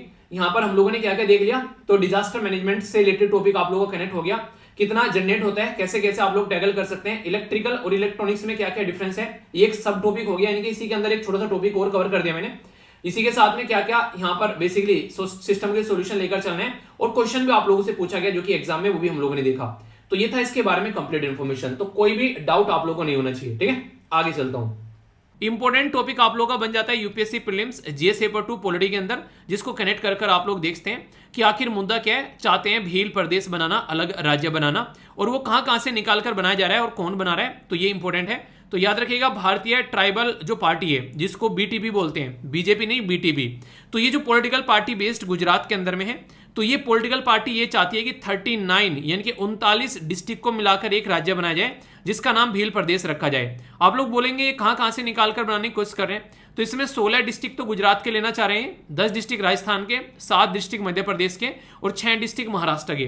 तो ये सारे जो डिस्ट्रिक्ट हैं यहाँ पर इनके द्वारा मिलाकर ये पर्टिकुलर जो एरिया है इसको मिलाकर ये चाहते हैं कि भील राज्य बनाया जाए यहाँ पर, यानी कि भील राज्य नाम का यहाँ पर एक राज्य निकाल कर लाया जाए और उसी के ऊपर ये काम कर रहे हैं। तो आप लोग बोलेंगे यार अब से पहले तो सुना नहीं यहाँ पर, अच्छा आप में से किसी ने सुना इसके बारे में अब से पहले? नहीं सुना है तो बिल्कुल कान खोलकर बैठेगा, ऐसी ऐसी बातें बताऊंगा कि आप लोग सुनकर जो है आश्चर्यचकित भी होंगे और ये एग्जाम में भी क्वेश्चन बन सकता है, तो लंबे समय तक आप लोग याद भी रखना है। सबसे पहले अगर अभी की बात करें तो बीटीपी यानी कि भारतीय ट्राइबल जो पार्टी है उसके जो प्रेसिडेंट है इनका नाम है वेल्ला राम। वेल्ला जो नहीं एक तरीके बोलते हैं आप लोग, ये इंसान वेल्ला पड़ा हुआ है, तो वो वाली बात है यहाँ पर। तो वैसे ही आप लोगों को पता है माया देवी जी के द्वारा मायावती जी के द्वारा यहाँ पर उत्तर प्रदेश के 4 बेसिकली पार्ट बनाने की बात की जा रही थी और ये 4 राज्य के पार्ट जोड़कर ये अपना अलग से राज्य बनाने की मांग कर रहे हैं, तो उनके जस्ट अपोजिट में है। तो डॉक्टर जो वेला राम है यहाँ पर, वेला राम घोगरा, ठीक है, वेला राम घोगरा बेसिकली बोल सकते हैं आप लोग, ये इनके द्वारा बोला गया, ये आज की बात नहीं है। गोविंद गुरु जो फर्स्ट जिनके द्वारा ये डिमांड उठाई गई थी 1913 में, यानी कि जब अंग्रेज हमारी कंट्री में रूल किया करते थे 1913 में, उस टाइम पर यहाँ पर गोविंद गुरु जी के द्वारा ये बोला गया था कि मानगढ़ मैसाकर जो है उस टाइम पर ये सिचुएशन देखने को मिली थी, लोग जो है इकट्ठा हुए थे अपने पर्टिकुलर एरिया के मांग करते हुए। क्या है ये मानगढ़ मैसाकर? इंपॉर्टेंट है, इसके बारे में याद रखिएगा। जलियांवाला बाग मैसाकर के बारे में तो आप लोगों को सबको पता है कि ऐसा कुछ हुआ था कि यहाँ पर 13 अप्रैल 1919 में यहाँ पर बहुत सारे लोग जो थे वो इकट्ठा हुए थे। रोवल्ट एक्ट जो कि रोयल्ट सत्याग्रह भी आप लोग बोलते हैं, उसके खिलाफ आवाज उनके द्वारा उठाई गई थी। रीजन ये थे सत्यपाल किचलू 2 लीडर थे इनके जो कि पकड़ लिए गए थे अंग्रेजों के द्वारा रोवल्ट एक्ट के तहत और यहाँ पर उनको बेसिकली जेल में डाला गया था। उनको छुटाने की मांग करते लोग प्रोटेस्ट हुए थे और शांतिपूर्ण प्रोटेस्ट कर रहे थे, पर लेकिन जनरल डायर नाम का एक सांड आता है वहां पर बंदूक लेकर और निहत्ते लोग बेगुनाह बेसिकली बच्चे औरत बूढ़े उनके ऊपर बौछार की जाती है गोलियों की और बहुत सारे लोगों की जान चली जाती है। तो वो वहां पर जलियांवाला बाग मैसाकर कहलाता है, एक काला दिन भारतीय इतिहास के अंदर में। इसी के पैटर्न में आप लोगों को देखने को मिलेगा मानगढ़ मैसाकर। मानगढ़ मैसाकर को आदिवासी का जलियांवाला भी बोलते हैं इसको। ये आप लोगों को जो कांड देखने को मिला ये बेसिकली 17 नवंबर 1913 में देखने को मिला, यानी कि जो जलियांवाला बाग हुआ उससे भी लगभग 6 साल पहले ये आदिवासी जलियांवाला जो मैसाकर हो चुका था। इसमें इंपीरियल जो सर्विस ट्रूप्स थे और जो ब्रिटिश इंडियन आर्मी आप लोग बोल सकते हैं उनके द्वारा ओपन फायर की गई यहाँ पर बेसिकली जो भील्स थे लोकल एरिया में, कहां पर ये मानगढ़ हिल जो एरिया है राजस्थान और गुजरात के पास में, तो वहां पर ये लोग जो थे लगभग 1000 से लेकर 1500 ट्राइबल लोगों की जान चली गई और जो गोविंद गुरु जी थे उनके द्वारा यहाँ पर इस मीटिंग को लीड किया गया था। तो आप लोग समझ सकते हैं यहाँ पर कि कंडीशन क्या निकल कर आई थी। ये बेसिकली अपने जो मानगढ़ मैसाकर जो चला कहीं ना कहीं उसके बैकग्राउंड में यहाँ पर सिचुएशन ये थी कि वो चाह रहे थे कि अपना एक राज्य बनाया जाए, उसके लिए यहाँ पर ये मांग कर रहे थे, पर लेकिन उसकी प्रोटेस्ट करते हुए यहाँ पर बहुत सारे लोग जो हैं वो अपने जवान गवा बैठे, यानी कि अपना ये ऐसा जो राज्य बनाना चाह रहे थे उसके चलते एक कंडीशन यहाँ पर देखने को मिली।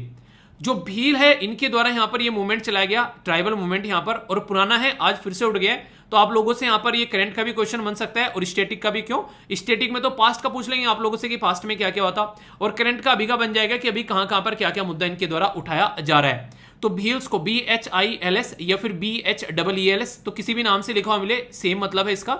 इंडो जो आर्यन स्पीकिंग जो एथनिक कम्युनिटी है जो वेस्ट इंडिया में पाए जाते हैं इनके द्वारा यहाँ पर ये मुहिम चलाई गई। भील लैंग्वेज ये बोलते हैं और एक तरीके से आप लोगों को देखने को मिलेगा इंडो आर्यन लैंग्वेज का भी आप लोगों को यहाँ पर कनेक्शन देखने को मिलेगा। बेसिकली यहाँ पर यह कि पुराने टाइम से आप लोग देखते हैं लोग क्या थे एक साथ में कनेक्ट करके रहा करते थे। आप लोगों ने देखा होगा पुराने टाइम से हम लोग काफी एक दूसरे के साथ में कनेक्ट आज की डेट में रहते हैं, पर लेकिन जैसे जैसे यहाँ पर सिचुएशन चेंज हुई वैसे वैसे कंडीशन चेंज होना स्टार्ट हो गई। यानी कि अगर बात करें आज की डेट में जो देश आप लोगों को देखने को मिलता है वो पॉलिटिकल पार्टीज के द्वारा जिस तरीके से आगे चलते चलते यहाँ पर जो डिवाइड किया गया है उसमें कई सारी कम्युनिटी को ध्यान में नहीं रखा गया है। तो भील्स जो थे एक टाइम पर ऐसा था गुजरात मध्य प्रदेश छत्तीसगढ़ महाराष्ट्र और राजस्थान में यहाँ पर पाए जाते थे और ये एक यूनिट इनकी हुआ करती थी जहां पर ये मिलकर रहा करते थे। और यहाँ पर जो भील है बेसिकली भील जो है वो ड्राइव हुआ व्हील VELL, ठीक है, और इसका मतलब होता है बो यानी कि एक तरीके से धनुष।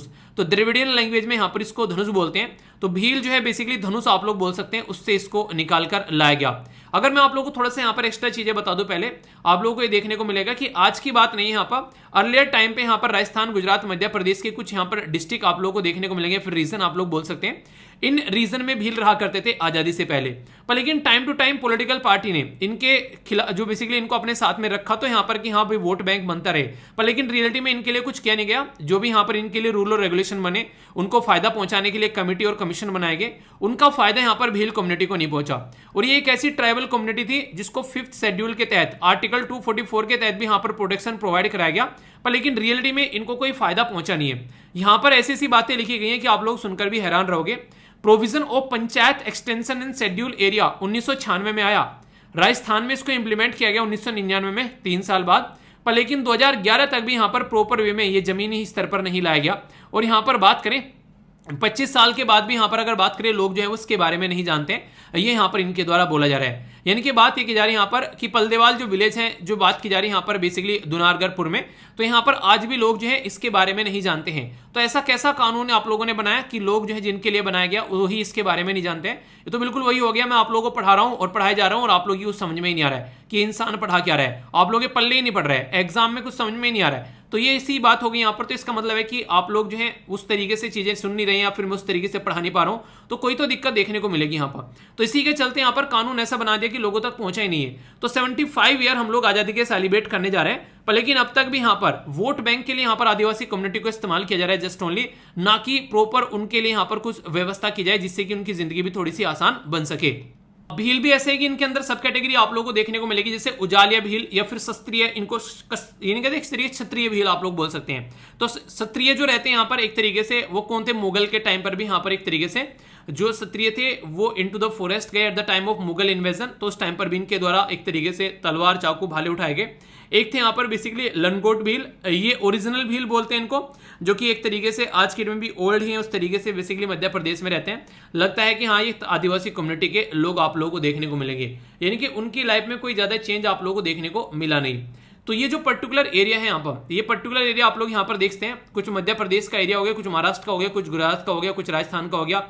तो इसको मिलाकर यहाँ पर ये पर्टिकुलर एक राज्य यहाँ पर बनाना चाहते थे। और यहाँ पर आप लोगों को नर्मदा रिवर भी देखने को मिलेगी, तो नर्मदा रिवर जो है वो यहाँ से होती हुई गुजरेगी। तो ऐसा पैटर्न आप लोगों को देखने को मिलता। अब यहाँ पर जब शब्द ट्राइब बोलते हैं, इनको मतलब होता है आदिवासी। आदिवासी मतलब उनकी खुद की एक ट्रेडिशन, उनकी खुद की सोसाइटी, इकोनॉमिक कल्चर, खुद का रिलीजन फॉलो करते हैं, खुद की एक क्वालिटी, एक कैरेक्टर होता है जो फॉलो करके चलते हैं, अपनी खुद की एक जिंदगी वो जीते हैं। आप लोगों ने सुना होगा जारवा ट्राइबल कम्युनिटी के बारे में, जो कि अंडमान एंड निकोबार एरिया पर पाए जाते हैं। वो बेसिकली ऐसी ट्राइबल कम्युनिटी है जो आज के दिन में भी कपड़े नहीं पहनते, बिल्कुल जानवरों की तरीके से रहते हैं। कई बार कई सारे टूरिस्ट वहां पर गए, उनके कपड़े तो उनके बदन पे हुआ नहीं करते थे, तो यहाँ पर बेसिकली क्या किया गया, उनके फोटो खींचे गए और वो बेसिकली अपलोड किए गए। वो फोटो वायरल हुए काफी ज्यादा कि इंडिया में लोग देखो आज के दिन भी ऐसे इस तरीके से रहते हैं। तो कई बार ऐसी भी चीज देखने को मिली, तो गवर्नमेंट ने वहां पर जो टूरिस्ट है उनको जाना बंद कर दिया। तो ऐसी हरकतें भी यहाँ पर देखने को मिली। आर्टिकल 366 में डिफाइन किया गया ट्राइबल कम्युनिटी को, और इसमें आर्टिकल 342 है वो शेड्यूल्ड ट्राइब के बारे में बात करते हैं, यानी कि ओवरऑल ट्राइबल कम्युनिटी के बारे में जो डेफिनेशन है वो आर्टिकल 366 में है। और इसके अंदर आर्टिकल 342 जो है ये यहाँ पर बेसिकली शेड्यूल्ड ट्राइब के बारे में बातें करता है। 342 इंडियन कॉन्स्टिट्यूशन का जो है बेसिकली ये जो ट्राइबल कम्युनिटी है आज के दिन में जो पर्पज है कॉन्स्टिट्यूशन के हिसाब से शेड्यूल्ड ट्राइब जो है वो यहाँ पर कैसे लेकर चलेंगे, उनका रिलेशन कैसे रहेगा स्टेट और यूनियन टेरिटरी के साथ में, वो बेसिकली डिफाइन किया गया है। इसीलिए आप लोगों ने देखा होगा जब भी यहाँ पर कोई सीट का एलोकेशन होता है, फिर कोई प्रोविजन होता है, ट्राइबल कम्युनिटी को अक्सर आप लोगों ने देखा होगा यहाँ पर उनको अलग से सीट रिजर्व करके दी जाती है। इंप्लॉयमेंट की चाहे बात कर लीजिए, चाहे इलेक्शन के बारे में आप लोग बात कर लीजिए, चाहे कोई और भी प्रोविजन आप लोग को देखने को मिले, उनको अलग से सपोर्ट प्रोवाइड कराने की कोशिश की जाती है ताकि वो भी मेन दुनिया के साथ में अपने आप को कनेक्ट कर सके। तो ऐसा फंडा आप लोग यहाँ पर देखने को मिलेगा। अगर आप लोगों को थोड़ी सी मैं एक्स्ट्रा इन्फॉर्मेशन बताऊं, यहाँ पर बार बार जब हम लोग ये बात करते हैं कि ट्राइबल कम्युनिटी को कैसे हम लोग को रखना है, तो एक मुद्दा निकल कर आता है। वो मुद्दा यहाँ पर ये कि ट्राइबल कम्युनिटी को रखने के दो तरीके हैं। एक तरीका तो ये है कि हम लोग उनको अपने वाली जिंदगी जीना स्टार्ट करा दें, कि हाँ उनको बाकायदा अपने वाली मेन स्ट्रीम में लेकर आए, एक तरीके से उनको बिल्कुल इंटरनेट वगैरह दें, उनको पूरा कॉन्स्टिट्यूशन वगैरह बताएं, उनको बताएं तुम्हारे क्या अधिकार है। दूसरा तरीका यह है कि वो अपनी जिंदगी जैसे जी रहे हैं उनको ऐसे ही उनकी जिंदगी जीने दिया जाए, उनको टच न करे, बल्कि उनको और प्रोटेक्शन प्रोवाइड कराया जाए। अगर कोई उनकी जिंदगी में इंटरफेयर कर रहा है तो वो इंटरफेयर नहीं होना चाहिए। तो कौन सा आप लोग बेसिकली फॉलो करना ज्यादा पसंद करेंगे, फर्स्ट वाला या फिर सेकंड वाला? तो ये क्वेश्चन जो था ये इंटरव्यू में पूछा गया था, ठीक है। तो याद रखिएगा यहाँ पर जो हमारी कंट्री में जो पहले प्राइम मिनिस्टर थे पंडित जवाहरलाल नेहरू जी, उनके द्वारा सेकंड पाथ फॉलो किया गया और यही सही पाथ भी माना जाता है। रीजन क्या है? रीजन यहाँ पर एक ही, अगर आज की डेट में हम लोग चाहेंगे उनको अपना जैसा बना ले तो हम लोग फोर्स करके उनको अपने जैसा बना तो लेंगे, पर लेकिन आज की डेट में हम लोग अपने गांव वालों लोगों को ही, अपने जो नॉर्मल झुग्गी झोपड़ी में लोग रहते हैं उन्हीं को हम लोग मेन स्ट्रीम अपनी जो जिंदगी में नहीं इंक्लूड कर पाए।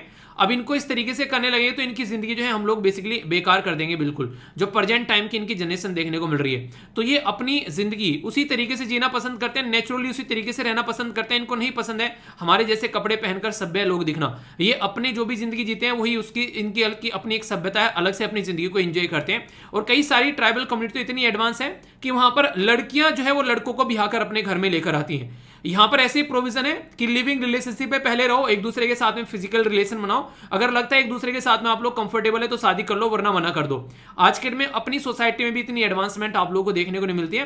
कई सारे ट्राइबल कम्युनिटी ये पैटर्न तक फॉलो करती हुई आज के डेट में आप लोगों को नजर आएगी। तो ऐसा नहीं है कि ट्राइबल कम्युनिटी जो है वो बहुत पीछे है, उनके खुद के कल्चर है, खुद के राइट है, खुद के अधिकार है, उनको अपनी जिंदगी जो है उनके हिसाब से जीने दो। हमको क्या करना है, फॉरेस्ट न काटे, उनकी जिंदगी में जाके इंटरफेयर न करें। वहां पर टूरिस्ट के नाम पर हम लोग जाकर वहां पर हम खुद नंगा डांस करते हैं, उनके फोटो खींचते हैं, उल्टी सीधी हरकतें करते हैं, वो सारी चीजें नहीं होनी चाहिए। तो उनकी जिंदगी उनके हिसाब से उनको एंजॉय करने देना चाहिए, ये बेसिकली मुद्दा रहता है। ठीक है, आई होप कि ये जो बेसिक बातें हैं आप लोग को अच्छी लगी और इसको आप लोग अच्छे से कनेक्ट भी कर पा रहे होंगे। ठीक है, आगे बढ़ते हैं। अब अगर ट्राइबल कम्युनिटी की पॉपुलेशन के बारे में आप लोगों को थोड़ा सा आइडिया रहे और कुछ लिखने के लिए आ जाए तो आप लोग उसको अच्छे से लिख भी पाएंगे। बात की जा रही है 2011 की जनगणना के हिसाब से, क्योंकि लेटेस्ट जो जनगणना है, जो सेंसस है, यही हमारे हाथ में। तो टोटल ट्राइबल जो पॉपुलेशन है इसके हिसाब से 8.61% आप लोगों को टोटल पॉपुलेशन जो हमारे देश की है वो ट्राइबल पॉपुलेशन देखने को मिलेगी। लगभग आप लोग मोटे मोटे तौर पर बोल सकते हैं 8.5 या फिर 9% हमारे देश की टोटल पॉपुलेशन जो है वो ट्राइबल पॉपुलेशन है। ये इतना डेटा आप लोग याद रखिएगा। दूसरा, 97% जो ट्राइबल पॉपुलेशन है वो रूरल यानी कि गांव वाले एरिया में रहती है और 10% के करीब लगभग आप लोगों को अर्बन यानी कि शहरों वाले इलाके में देखने को मिलेगी। यानी कि ये ऐसा पैटर्न आप लोगों को यहाँ पर नजर आता है। इसी के साथ में जो डेकेडल पॉपुलेशन है, जो ग्रोथ अभी यहाँ पर 2000 अगर बात करें 1 से लेके 2011 की अगर आप लोग बातें करते हैं तो यहाँ पर जो ग्रोथ देखने को मिला है ट्राइबल कम्युनिटी में, जो ग्रोथ देखने को मिला है वो है 23% के करीब, और जो कि नॉर्मल पॉपुलेशन है उसमें 17% के करीब, यानी कि ट्राइबल कम्युनिटी में ज्यादा ग्रोथ आप लोगों को देखने को मिलेगा। अगर मेल टू फीमेल रेशियो के बारे में आप लोगों से कोई पूछे तो ये एक इंपॉर्टेंट पॉइंट हो जाता है। ट्राइबल कम्युनिटी में मेल टू फीमेल रेशियो ज्यादा अच्छा है एज कंपेयर टू नॉर्मल इंसान। क्यों? क्योंकि हम लोग समझदार हैं, हम लोग अबॉर्ट करा देते हैं अगर बच्ची पेट में होती है। तो यहां से आप लोग अंदाजा लगा सकते हैं। और यहां पर क्या है, यहां पर ऐसा कुछ नहीं किया जाता है, यहां पर बेसिकली अच्छे से अपनी लाइफ को एंजॉय करते हैं। बच्चा हो रहा है, कोई भी लड़का हो रहा है, लड़की हो रहा है, इनको उससे कोई फर्क नहीं पड़ रहा है, बस बच्चा पैदा होना चाहिए, ये उसको पालते हैं। तो आप लोगों को ये देखने को मिलेगा। तो ये हमसे ज्यादा समझदार हैं। अगर यहां पर आप लोग देखें, हमसे अच्छे तरीके से यहां पर मेल और फीमेल का जो रेशियो है वो बरकरार करके रखे हुए हैं। अगर शेड्यूल ट्राइब के बारे में बात करूं सेंसस 2011 के बाद में, तो कुछ डेटा है आप लोगों के सामने जो कि आप लोग यहां पर याद रखते हैं। तो ये स्लाइड ऐसी आप लोगों के लिए डाली गई है ताकि आप लोग ऐसे चीजों से, कई बार जो स्टेट पीसेस के अंदर क्वेश्चन बनते हैं तो आप लोग उनका आंसर दे सकें। अब क्वेश्चन बन गया एग्जाम में कि बताओ कौन से राज्य में सबसे ज्यादा ट्राइबल पॉपुलेशन पाई जाती है। तो सबसे ज्यादा मध्य प्रदेश, फिर उड़ीसा, फिर महाराष्ट्र, फिर राजस्थान, फिर यहाँ पर छत्तीसगढ़, फिर गुजरात। आप लोग ये बोलोगे यार महाराष्ट्र में वो तो बहुत बड़ा वो डेवलपमेंट एकदम ऐसा लगता है कि यार वहाँ तो बॉलीवुड वगैरह है, वहाँ कहाँ से ट्राइबल कम्युनिटी होती होंगी एक तरह से, इतना सारा वहाँ पर आप लोगों को देखने को मिलता है बेसिकली कि चकाचौंध वाली दुनिया। नहीं, वहाँ पर भी ट्राइबल कम्युनिटी है। गुजरात में सेम आप लोग ऐसे ही देख सकते हैं। तो यहाँ पर भी ट्राइबल कम्युनिटी है। तो कम से कम 5 से 6 राज्य है या फिर मैक्सिमम 10 राज्य का नाम आप लोग याद रखेगा। और सबसे इंपॉर्टेंट अगर बात करें, आप लोग यहां पर देखिए, ये उड़ीसा के अंदर में, ये आप लोगों को देखने को मिलेगा छत्तीसगढ़ के अंदर में, ये आप लोगों को देखने को मिलेगा झारखंड के अंदर में। मतलब मेल टू फीमेल का जो रेशियो है, यानी कि सेक्स रेशियो जो है वो 1000 से भी ज्यादा है, यानी कि महिलाएं ज्यादा हैं यहाँ पर ट्राइबल कम्युनिटी में, पुरुष कम है अगर महिलाओं के साथ में आप लोग कंपेयर करें। और फिर भी अगर देखोगे सबका जो रेशियो है यहाँ पर वो आप लोग को ठीक ठीक नजर आएगा अगर राजस्थान को आप लोग छोड़ देते हो तो। राजस्थान का थोड़ा सा ज्यादा नीचे है और महाराष्ट्र का बाकी का ठीक ठीक आप लोगों को सबका देखने को मिलेगा। तो यहां से आप लोग देखते हैं ये इनका बेसिकली एक सेक्स रेशियो हो गया 2011 की जनगणना के हिसाब से। ये जो नेक्स्ट स्लाइड है, यहाँ पर पॉपुलेशन अगर लाख में देखा जाए कितने लाख पाए जाते हैं, तो सबसे ज्यादा अभी मैंने आप लोगों को बताया मध्य प्रदेश, महाराष्ट्र, उड़ीसा, राजस्थान। तो ये आप लोग याद रख लेना, ठीक है। अगर लाख में आप लोग यहाँ पर इनको काउंट करते हैं तो हल्का सा आइडिया आप लोग रख सकते हैं इसके बारे में, ज्यादा डाउट आप लोगों को इसके रिलेटेड नहीं होना चाहिए। अगर बात करें top state with highest concentration, जो कॉन्सेंट्रेशन कहां पर सबसे ज्यादा, यानी कि कम एरिया में ज्यादा ट्राइबल कम्युनिटी पाई जाती है, तो लक्षद्वीप में ज्यादा देखने को मिलेगी, फिर मिजोरम, फिर नागालैंड, फिर मेघालय, फिर अरुणाचल प्रदेश, दादर एंड नगर हवेली, मणिपुर, सिक्किम, त्रिपुरा, छत्तीसगढ़, झारखंड, उड़ीसा, मध्य प्रदेश। तो यहाँ पर मध्य प्रदेश है, यानी कि ज़्यादा एरिया में थोड़े थोड़े लोग पाए जाते हैं। अगर देखा जाए कम एरिया में बहुत सारे लोग पाए जाते हैं तो सबसे ज़्यादा लक्षद्वीप पर है। तो यहाँ से आप लोग अंदाजा लगा सकते हैं कि बात की जा रही है कॉन्सेंट्रेशन के बारे में, कहाँ पर ज़्यादा लोग पाए जाते हैं। नॉर्मली ट्राइबल कम्युनिटी अपनी जिंदगी कैसे व्यतीत करती है, अगर कोई आप लोगों से पूछने लगे यहाँ पर, तो क्या करते हैं? हंटिंग करते हैं, फिशिंग करते हैं, गैदरिंग करते हैं, यानी कि एक तो शिकार करते हैं, दूसरा मछलियां पकड़ते हैं अगर जंगल में नदी वगैरह बह रही होते हैं, ठीक है, और गैदरिंग करते हैं, जो फल फ्रूट्स हो गए उनको इकट्ठा करके लेकर आते हैं, उनको खाते हैं। शिफ्टिंग कल्टीवेशन नॉर्मली यूज करते हैं। अगर बात की जाए शिफ्टिंग कल्टीवेशन का मतलब क्या होता है, आज की डेट में इस एरिया में खेती कर रहे हैं, ये एरिया में पेड़ काटे, पेड़ पौधे काटे, साफ क्या खेती करे, अब यहाँ पे जो जमीन है उसका उपजाऊपन जो है वो खत्म हो गया, फिर दूसरे एरिया में जाया, पेड़ काटे, फिर खेती करना स्टार्ट कर दी, तो इसको शिफ्टिंग कल्टीवेशन हम लोग बोलते हैं। इसी के साथ में बात की जा रही है लंबरिंग, जो प्लम्बर सुनते हैं ना, तो वही यहाँ पर लकड़ी काटना बेसिकली लंबरिंग, ठीक है। सैंडरी कल्टीवेशन के बारे में बात करें तो एक जगह रुककर खेती करना, उसके बाद में यहाँ पर लगे रहते हैं, पर लेकिन वहां पर वो एक तरीके से उसके अंदर ज्यादा तो आप लोगों को वो देखने को मिलेगा नहीं कि यहाँ पर इसके अंदर ज्यादा कुछ बचा हुआ है न्यूट्रिशन वगैरह, जिससे कि वो आगे भी खेती कर सके। और एनिमल हस्बेंड्री भी आप लोगों को देखने को मिलेगी, यानी कि पशु वगैरह भी पाले जाते हैं, ठीक है।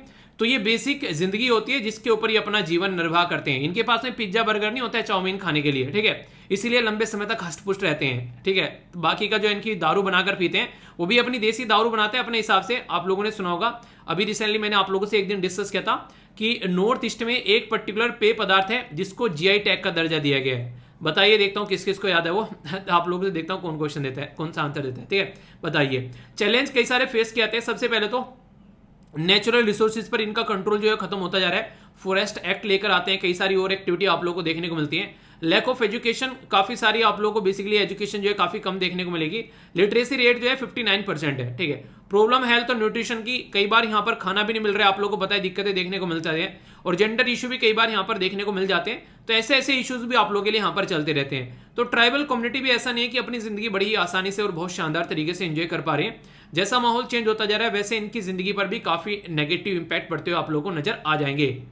ट्राइबल कम्युनिटी के बारे में हमारे संविधान निर्माताओं को भी पता था कि हमारे देश में ट्राइबल कम्युनिटी पाई जाती है, उनको भी पता था हमारे देश में कई सारे ट्राइबल मूवमेंट हो चुके हैं। तो इससे रिलेटेड आर्टिकल आप लोगों को देखने को मिलेंगे। जैसे आर्टिकल 342 में बात की जा रही है, यहाँ पर जो प्रेसिडेंट है बेसिकली वो पब्लिक नोटिफिकेशन इशू करेंगे ट्राइबल कम्युनिटी के लिए और ग्रुप के लिए, यहाँ पर जो भी ट्राइबल कम्युनिटी है उनके लिए यहाँ पर, ताकि उनके लिए प्रॉपर कुछ प्रोविजन किए जा सके, ठीक है।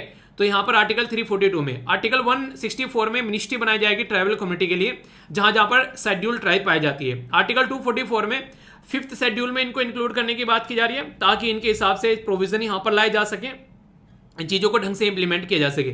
आर्टिकल 275 में ग्रांट देने की बात की जा रही है, पर्टिकुलर उन स्टेट और जो बेसिकली जो यूनियन टेरिटरीज को जहां पर ट्राइबल कम्युनिटी पाई जाती है, ताकि बेटर एडमिनिस्ट्रेशन यहां पर किया जा सके। तो सेंट्रल गवर्नमेंट यहां पर जो है फंड प्रोवाइड कराएगी यहां पर स्टेट गवर्नमेंट को, ताकि ये काम किया जा सके। यानी कि पता है ट्राइबल कम्युनिटी में भी दिक्कतें देखने को मिलती है, तो उसके लिए प्रोविजन हमारे संविधान निर्माताओं ने ऑलरेडी यहां पर कर रखे हैं, ताकि कोई दिक्कत देखने को मिले तो उसका सोल्यूशन यहां पर ये निकाल सके, ऐसा आप लोग बोल सकते हैं। थोड़ा सा और अगर इस आर्टिकल के अंदर अगर आप लोग घुसेंगे तो और बेस्ट चीजें आप लोगों के सामने निकल कर आएंगी, जहां से क्वेश्चन कई बार बन चुके हैं। जैसे national commission for scheduled tribe, तो national commission for scheduled tribe जो है यहाँ पर, इसके बारे में अगर हम लोग बात करते हैं तो 19 फरवरी 2004 के बारे में अगर बात करें तो पहले यहाँ पर आप लोगों को देखने को मिलेगा जो आर्टिकल 338, ठीक है। तो यहाँ पर इसके अंदर एक नया आर्टिकल ऐड किया गया, आर्टिकल 338 के अंदर ए। मैंने आप लोगों को हमेशा बताया जब पॉलिटी आप लोगों को पढ़ाता था कि जहां पर भी कैपिटल में लिखा रह सके ABCD, तो इसका मतलब है कि अमेंडमेंट यानी कि संशोधन करके इस आर्टिकल को ऐड किया गया है। तो यहाँ पर 338 के अंदर जो इस संशोधन किया गया, ये किया गया यहाँ पर 89 कॉन्स्टिट्यूशन अमेंडमेंट किया गया, और 2000 जो 3 है इनके 2003 में यहाँ पर ये अमेंडमेंट किया गया, ठीक है। तो आप लोग बोल सकते हैं यहाँ पर बेसिकली, तो यहाँ पर ये जो 89वां, ठीक है, तो ये जो संशोधन किया गया, तो ये आप लोग याद रखिएगा, ये आर्टिकल 338A इसके अंदर ऐड किया गया। और कॉन्स्टिट्यूशनल बॉडी है यहाँ पर ये basically ministry of social justice and empowerment के अंदर आती है, ताकि यहाँ पर कोई भी एक्सप्लॉयटेशन जो है ट्राइबल कम्युनिटी का न हो सके और उसको ढंग से लेकर हम लोग चल सके। उनकी सोशल, एजुकेशनल और इकोनॉमिक कल्चर इंटरेस्ट जो भी है उनको हम लोग ध्यान रख सकें। इसके अंदर बोला गया कि चेयरपर्सन रहेंगे, वाइस चेयरपर्सन रहेंगे और भी मेंबर रहेंगे, और प्रॉपर पैटर्न चीजों को फॉलो करके चला जाएगा। चेयरपर्सन, वाइस चेयरपर्सन जो मेंबर रहेंगे 3 साल तक के यहाँ पर ऑफिस को होल्ड करेंगे, और कोई एलिजिबिलिटी क्राइटेरिया आप लोगों को जो है बोला गया कि the member are not eligible for appointment for more than 2 term. यानी कि ऐसा नहीं कि बस वो बैठ गए यहाँ पर गद्दिया सेके जा रहे हैं कि बस हम ही बैठे रहेंगे यहाँ पर और पता चला कुछ फायदा भी नहीं कर रहे हैं, तो ढंग से काम करेंगे और उसके बाद में कल्टी मारेंगे, ऐसा बोल सकते हैं। अब जैसे ट्राइबल कम्युनिटी के बारे में मैंने पूरी कथा आप लोगों को सुना दी। अब ट्राइबल कम्युनिटी के अंदर भी अलग अलग तरीके के ट्राइबल आप लोगों को देखने को मिलेंगे, जैसे पर्टिकुलरली वनरेबल ट्राइबल ग्रुप, इनको PVTG बोलते हैं। मतलब ये हो गया कि एक तो ट्राइबल कम्युनिटी वो है जो कि नॉर्मल आप लोगों को देखने को मिल रही है, एक ऐसी है कि जो उससे भी ज्यादा बुरी कंडीशन में, ट्राइबल कम्युनिटी के अंदर भी और ज्यादा बुरी कंडीशन में जो ट्राइबल कम्युनिटी है, यानी कि गरीबों में भी और गरीब, ऐसा आप लोग बोल सकते हैं। तो पर्टिकुलरली वनरेबल ट्राइबल कम्युनिटी जो है वो और भी ज्यादा वनरेबल है, और भी ज्यादा उनकी बुरी कंडीशन है, नाम से आप लोग देखते हैं, तो इसको बोलते हैं PVTG। ठीक है, तो ये आप लोग बोला गया कि इनके लिए डायरेक्ट फंड पहुंचाओ। और 1975 में यहाँ पर गवर्नमेंट के द्वारा 52 ट्राइबल ग्रुप जो थे वो आइडेंटिफाई किए गए, और एक कमीशन बनाया गया था बेसिकली 1973 में। इसने पूरी बेसिकली ये जद्दोजहद कर ये बताया कि ऐसा कुछ आप लोगों को देखने को मिल रहा है। तो इसका नाम था बेसिकली, देखिए आप लोगों से ऐसे कमीशन के नाम आप लोगों से पूछे जा सकते हैं। ठीक है, तो देबार कमीशन था जिसके द्वारा PVTG के बारे में बात की गई। डायरेक्ट क्वेश्चन कई बार बन चुका है। 1993 में 23 जो ग्रुप है यहाँ पर ये और ऐड किए गए लिस्ट के अंदर में, और टोटल मिलाकर 75 पर्टिकुलरली वनरेबल ट्राइबल कम्युनिटी, जिसमें सबसे ज्यादा है आप लोगों को उड़ीसा के अंदर आज के डेट में देखने को मिलेगी। ये क्वेश्चन भी ऑलरेडी स्टेट पीसीएस में पूछा जा चुका है। ठीक है, उड़ीसा गवर्नमेंट के द्वारा फर्दर आइडेंटिफाई किया गया यहाँ पर विलेज और अलग अलग एरिया जो कि PVTG से रिलेटेड है, और उनके ऊपर अलग से काम किया गया। अगर बात करें पर्टिकुलरली वल्नरेबल ट्राइबल कम्युनिटी के बारे में, 18 स्टेट और 1 यूनियन टेरिटरी है कंट्री में 2011 सेंसस के हिसाब से, जहां पर ये कम्युनिटी जो है वो फैली हुई है आज की डेट में। तो बेसिक इंफॉर्मेशन है, कंफ्यूजन नहीं होना चाहिए। वैसे आप लोगों के लिए यहाँ पर कई सारी ट्राइबल कम्युनिटी के जो पर्टिकुलरली वनरेबल है, जैसे बूढ़ो हो गया, ठीक है, बोंडा, ये सारी ट्राइबल कम्युनिटी के अलग अलग जो नाम है यहाँ पर जिस भी राज्य से आप लोग आते हैं, तो यहाँ पर आप लोग देखिए सबके नाम आप लोग यहाँ पर प्रोवाइड कराए गए। इनके नाम आप लोग देखते हैं, और जो भी आप लोगों को लगे यहाँ पर बेसिकली कम से कम एक डेट का नाम आप लोग याद रखिएगा। ठीक है, तो जैसे आप लोग उत्तर प्रदेश से आते हैं तो आप लोग यहाँ पर याद रखते हैं 1-2 का। ठीक है, उड़ीसा से आते हैं तो याद कम से कम जरूर रखिएगा, क्योंकि सबसे ज्यादा यहाँ पर पाए जाते हैं। तो कोई कंफ्यूजन आप लोगों को नहीं होना चाहिए। तो अलग अलग एरिया में इस तरीके से डिवाइडेड है। ऐसा नहीं है कि हमारे माइंड में पहले से ही ऐसा कुछ थॉट आ गया कि हाँ यार ट्राइबल में एक मिनिस्ट्री बनानी है हम लोगों को, ट्राइबल अफेयर मिनिस्ट्री। पहले यहाँ पर ये होम मिनिस्ट्री के अंडर में एक डिवीजन हुआ करता था 1985 तक। ठीक है, फिर मिनिस्ट्री ऑफ वेलफेयर बनाया गया, ठीक है, पर काम नहीं चला। फिर ministry of social justice and empowerment के अंदर रखा गया, और फिर चल के यहाँ पर ट्राइबल कम्युनिटी जो है वो क्रिएट किया गया मिनिस्ट्री, ताकि इन सब मुद्दों के ऊपर ध्यान रखा जा सके। इसी के साथ में अलग से 2 शेड्यूल और ऐड किए गए यहाँ पर, 5th और 6th शेड्यूल, जिनके बारे में मैंने अलग से वीडियो बना रखी है पॉलिटी के अंदर, आप लोगों को पता होगा।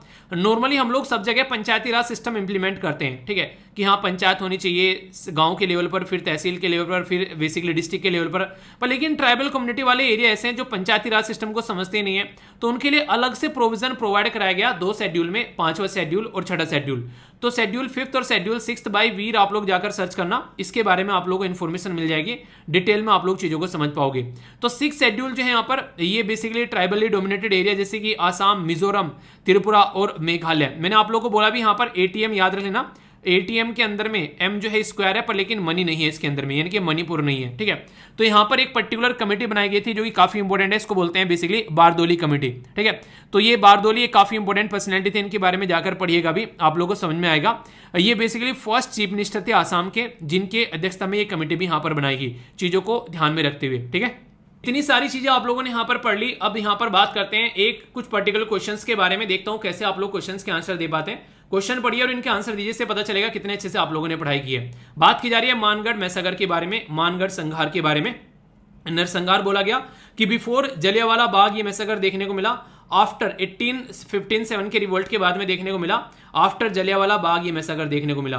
तो सही आंसर क्या अगर बात करें तो मैंने अभी बताया यहाँ पर 1919 में जो हुआ था हमारा जलियांवाला बाग मैसागर देखने को मिला था, और ये बेसिकली होता 1913 में। ठीक है, तो यानी कि इससे 6 साल बेसिकली पहले यहाँ पर हो गया था, पर लेकिन 1857 की क्रांति के बाद में हुआ था। तो ऐसे क्वेश्चन आप लोगों से बन जाते हैं, तो आंसर इसका क्या हो गया, आंसर इसका बी हो गया। तो कोई कंफ्यूजन नहीं रहेगा, आर्टिकल को ढंग से सुनेंगे तो क्वेश्चन के आंसर भी आप लोग आसानी से कर पाएंगे। टॉपिक को भी ऐसे कवर करना है ताकि कोई कंफ्यूजन न देखने को मिले। अरेंज करना है आप लोगों को स्टेट डिसेंडिंग ऑर्डर में ट्राइबल पॉपुलेशन के हिसाब से, महाराष्ट्र, उड़ीसा, मध्य प्रदेश और गुजरात। ठीक है, तो अभी मैंने आप लोगों को यहाँ पर बताया, तीसरा जो है वो आप लोगों को देखने को मिलेगा। अगर कुछ भी नहीं पता है तो मध्य प्रदेश में सबसे ज्यादा है, और एक ही ऑप्शन है यहाँ पर। तो ऐसे ऐसे क्वेश्चन आप लोगों से स्टेट पीसीएस में पूछे जाते हैं, तो ये मैंने आप लोगों को डिटेल में यहाँ पर बताया, तो कोई कंफ्यूजन आप लोगों को नहीं होना चाहिए। बात की जा रही है अरेंज करना है स्टेट और यूनियन टेरिटरी को with reference to tribal population. Population कहां पर ज्यादा पाई जाती है परसेंटेज अगर बात करें तो परसेंटेज वाइज।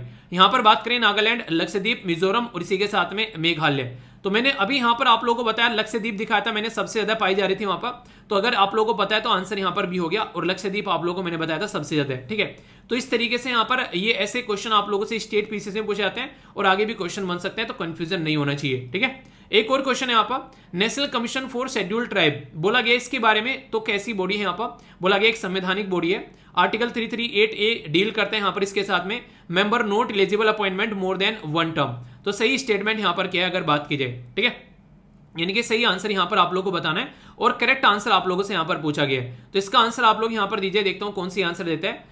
कॉन्स्टिट्यूशनल बॉडी है यहां पर बोला गया कि आर्टिकल इसके तहत यहां पर आता है और बोला गया नोट मोर देन 1 टर्म। ये मैंने आप लोगों को क्या बताया था, 1 नहीं था यहां पर, क्या था 2 टर्म बेसिकली आप लोगों को यहां पर बोला था। ये क्वेश्चन ही बड़ा अच्छा क्वेश्चन बनाया गया आप लोगों के लिए। ऐसे क्वेश्चन नॉर्मली यूपीएससी में आप लोगों से पूछे जाते हैं। Consider the following statement with reference to scheduled tribal population के बारे में 2011 के सेंसस के हिसाब से।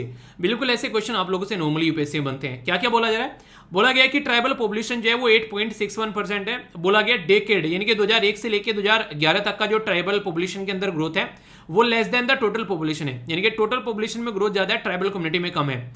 सेक्स रेशियो जो है ओवरऑल जो पॉपुलेशन का वो लेस देन ट्राइबल कम्युनिटी है। ठीक है, ये बोला गया है। अगर आप लोग देखोगे यहां पर मैंने काफी डिटेल में आप लोगों को यहां पर बताया कि अगर इसके हिसाब से बात करेंगे तो यहां पर तो आप लोगों को देखने को मिलेगा डेकेडल जो पॉपुलेशन ग्रोथ है वो ट्राइबल कम्युनिटी का आप लोगों को देखने को मिलेगा। Basically tribal community from census जो है वो 23% और जो एंटायर पॉपुलेशन है वो 17। तो ट्राइबल पॉपुलेशन का ज्यादा है, तो यानी कि सेकंड स्टेटमेंट जो है वो यहां पर गलत हो गई। बोला गया है ग्रोथ जो है ट्राइबल कम्युनिटी का वो लेस है, तो दूसरी स्टेटमेंट गलत हो गई और बाकी की दोनों सही है यहां पर, क्योंकि आगे भी आप लोगों को देखने को मिलेगा कि सेक्स रेशियो जो है ट्राइबल कम्युनिटी का अच्छा है as compared to normal community. तो यहां पर ये बोला गया कि सेक्स रेशियो जो है overall population is less than the tribal जो शेड्यूल्ड ट्राइब। तो ये इस तरीके के क्वेश्चन आप लोगों से एग्जाम में पूछे जाते हैं। तो अगर ऐसे क्वेश्चन आप लोग अच्छे से तैयार करोगे तो आप लोग अच्छे से आगे बढ़ते हुए नजर आओगे। यानी कहने का मतलब ये है कि अगर आप लोग इस तरीके से देखिए, पूरा आर्टिकल मैंने डिस्कस किया, अब ये क्वेश्चन भी आप लोगों के सामने यहाँ पर निकल कर आ रहे हैं इस तरीके से। तो इसका मतलब है कि अब एग्जाम में आप लोगों को पता है, माइंड सेट हो गया आप लोगों का कि अच्छा ऐसे क्वेश्चन बनते हैं और ऐसे आर्टिकल आते हैं। ठीक है, तो कोई कंफ्यूजन नहीं होगा। एक और बड़ा प्यारा क्वेश्चन है, बात की जा रही है कि कौन सी स्टेटमेंट आप लोग यहां पर कंसीडर द फॉलोइंग स्टेटमेंट। पीबीटीज यानी कि पर्टिकुलरली वल्नरेबल ट्राइबल कम्युनिटी जो है उसके बारे में बोला गया देबर कमीशन जो है वो रिकमेंड करता है प्रिमेटिव ट्राइबल कम्युनिटी के बारे में 1993 में। 75 ट्राइबल कम्युनिटी है, 705 शेड्यूल्ड ट्राइबल जो बेसिकली आप लोगों को देखने को मिलेगी शेड्यूल्ड ट्राइब है। ठीक है, जो 705 में से 75 जो है पीबीटीज है यानी कि पर्टिकुलरली वल्नरेबल। इसी के साथ में उड़ीसा में सबसे ज्यादा पाई जाती है और यहां पर बेसिकली बात की गई सारी स्टेट में फैली हुई है। तो देखिए यहां तो यही वाला अभी गलत हो गया, मैंने आप लोगों को बताया था कि सारी स्टेट में नहीं है, 18 स्टेट और कुछ यूनियन टेरिटरी में। ठीक है, एक यूनियन टेरिटरी में। तो अगर ये स्टेटमेंट भी आप लोगों को याद है और कुछ नहीं पता है, यानी कि छोटी सी बात भी अगर आप लोग जानते हैं तो क्वेश्चन सही कर आ जाएंगे आप लोग। तो क्वेश्चन पढ़ना, अटेम्प्ट करना, आंसर देना, एग्जाम में कंफर्टेबल बनाना, सारी चीजें अलग अलग चीजें। तो अगर सबसे आप लोग एक माहौल बना पाते हैं तो कोई दिक्कत आप लोगों को देखने को नहीं मिलेगी। ठीक है, तो आर्टिकल की सारी कहानी भी सुन ली, कहां से स्टार्ट हुआ था, नई ट्राइबल कम्युनिटी के द्वारा अपना अलग से राज्य बनाने की बात की जा रही है, ट्राइबल कम्युनिटी के बारे में जाना, आखिर क्या क्या दिक्कतें हैं, कहां कहां पाई जा रही है, क्या क्या इश्यूज हैं, ट्राइबल कम्युनिटी कहां कहां पर डिफाइन कर रखी है, क्या क्या पॉपुलेशन है घटती और बढ़ती। इसी के साथ में प्रिमेटिव ट्राइबल कम्युनिटी के बारे में कौन कौन से आर्टिकल संविधान में दे रखे हैं, इसके बारे में कमीशन के बारे में बात कर ली, कौन कौन से राज्य में ये पाई जा रही है वो सारी बात कर ली। इसी के साथ में कुछ और बेसिक चीजें 5th और 6th शेड्यूल के बारे में आप लोगों से बातें कर ली और आप लोगों के सामने 4 से 5 क्वेश्चन भी हम लोगों ने डिस्कस कर लिए। ठीक है, 4 से 5 के 6 क्वेश्चन है। ठीक है, तो इस तरीके से समझ सकते हैं। तो ऐसे होता है टॉपिक तैयार, ऐसे अब कोई कंफ्यूजन आप लोगों को नहीं होगा, इस तरीके की चीजें तैयार करनी है। ठीक है।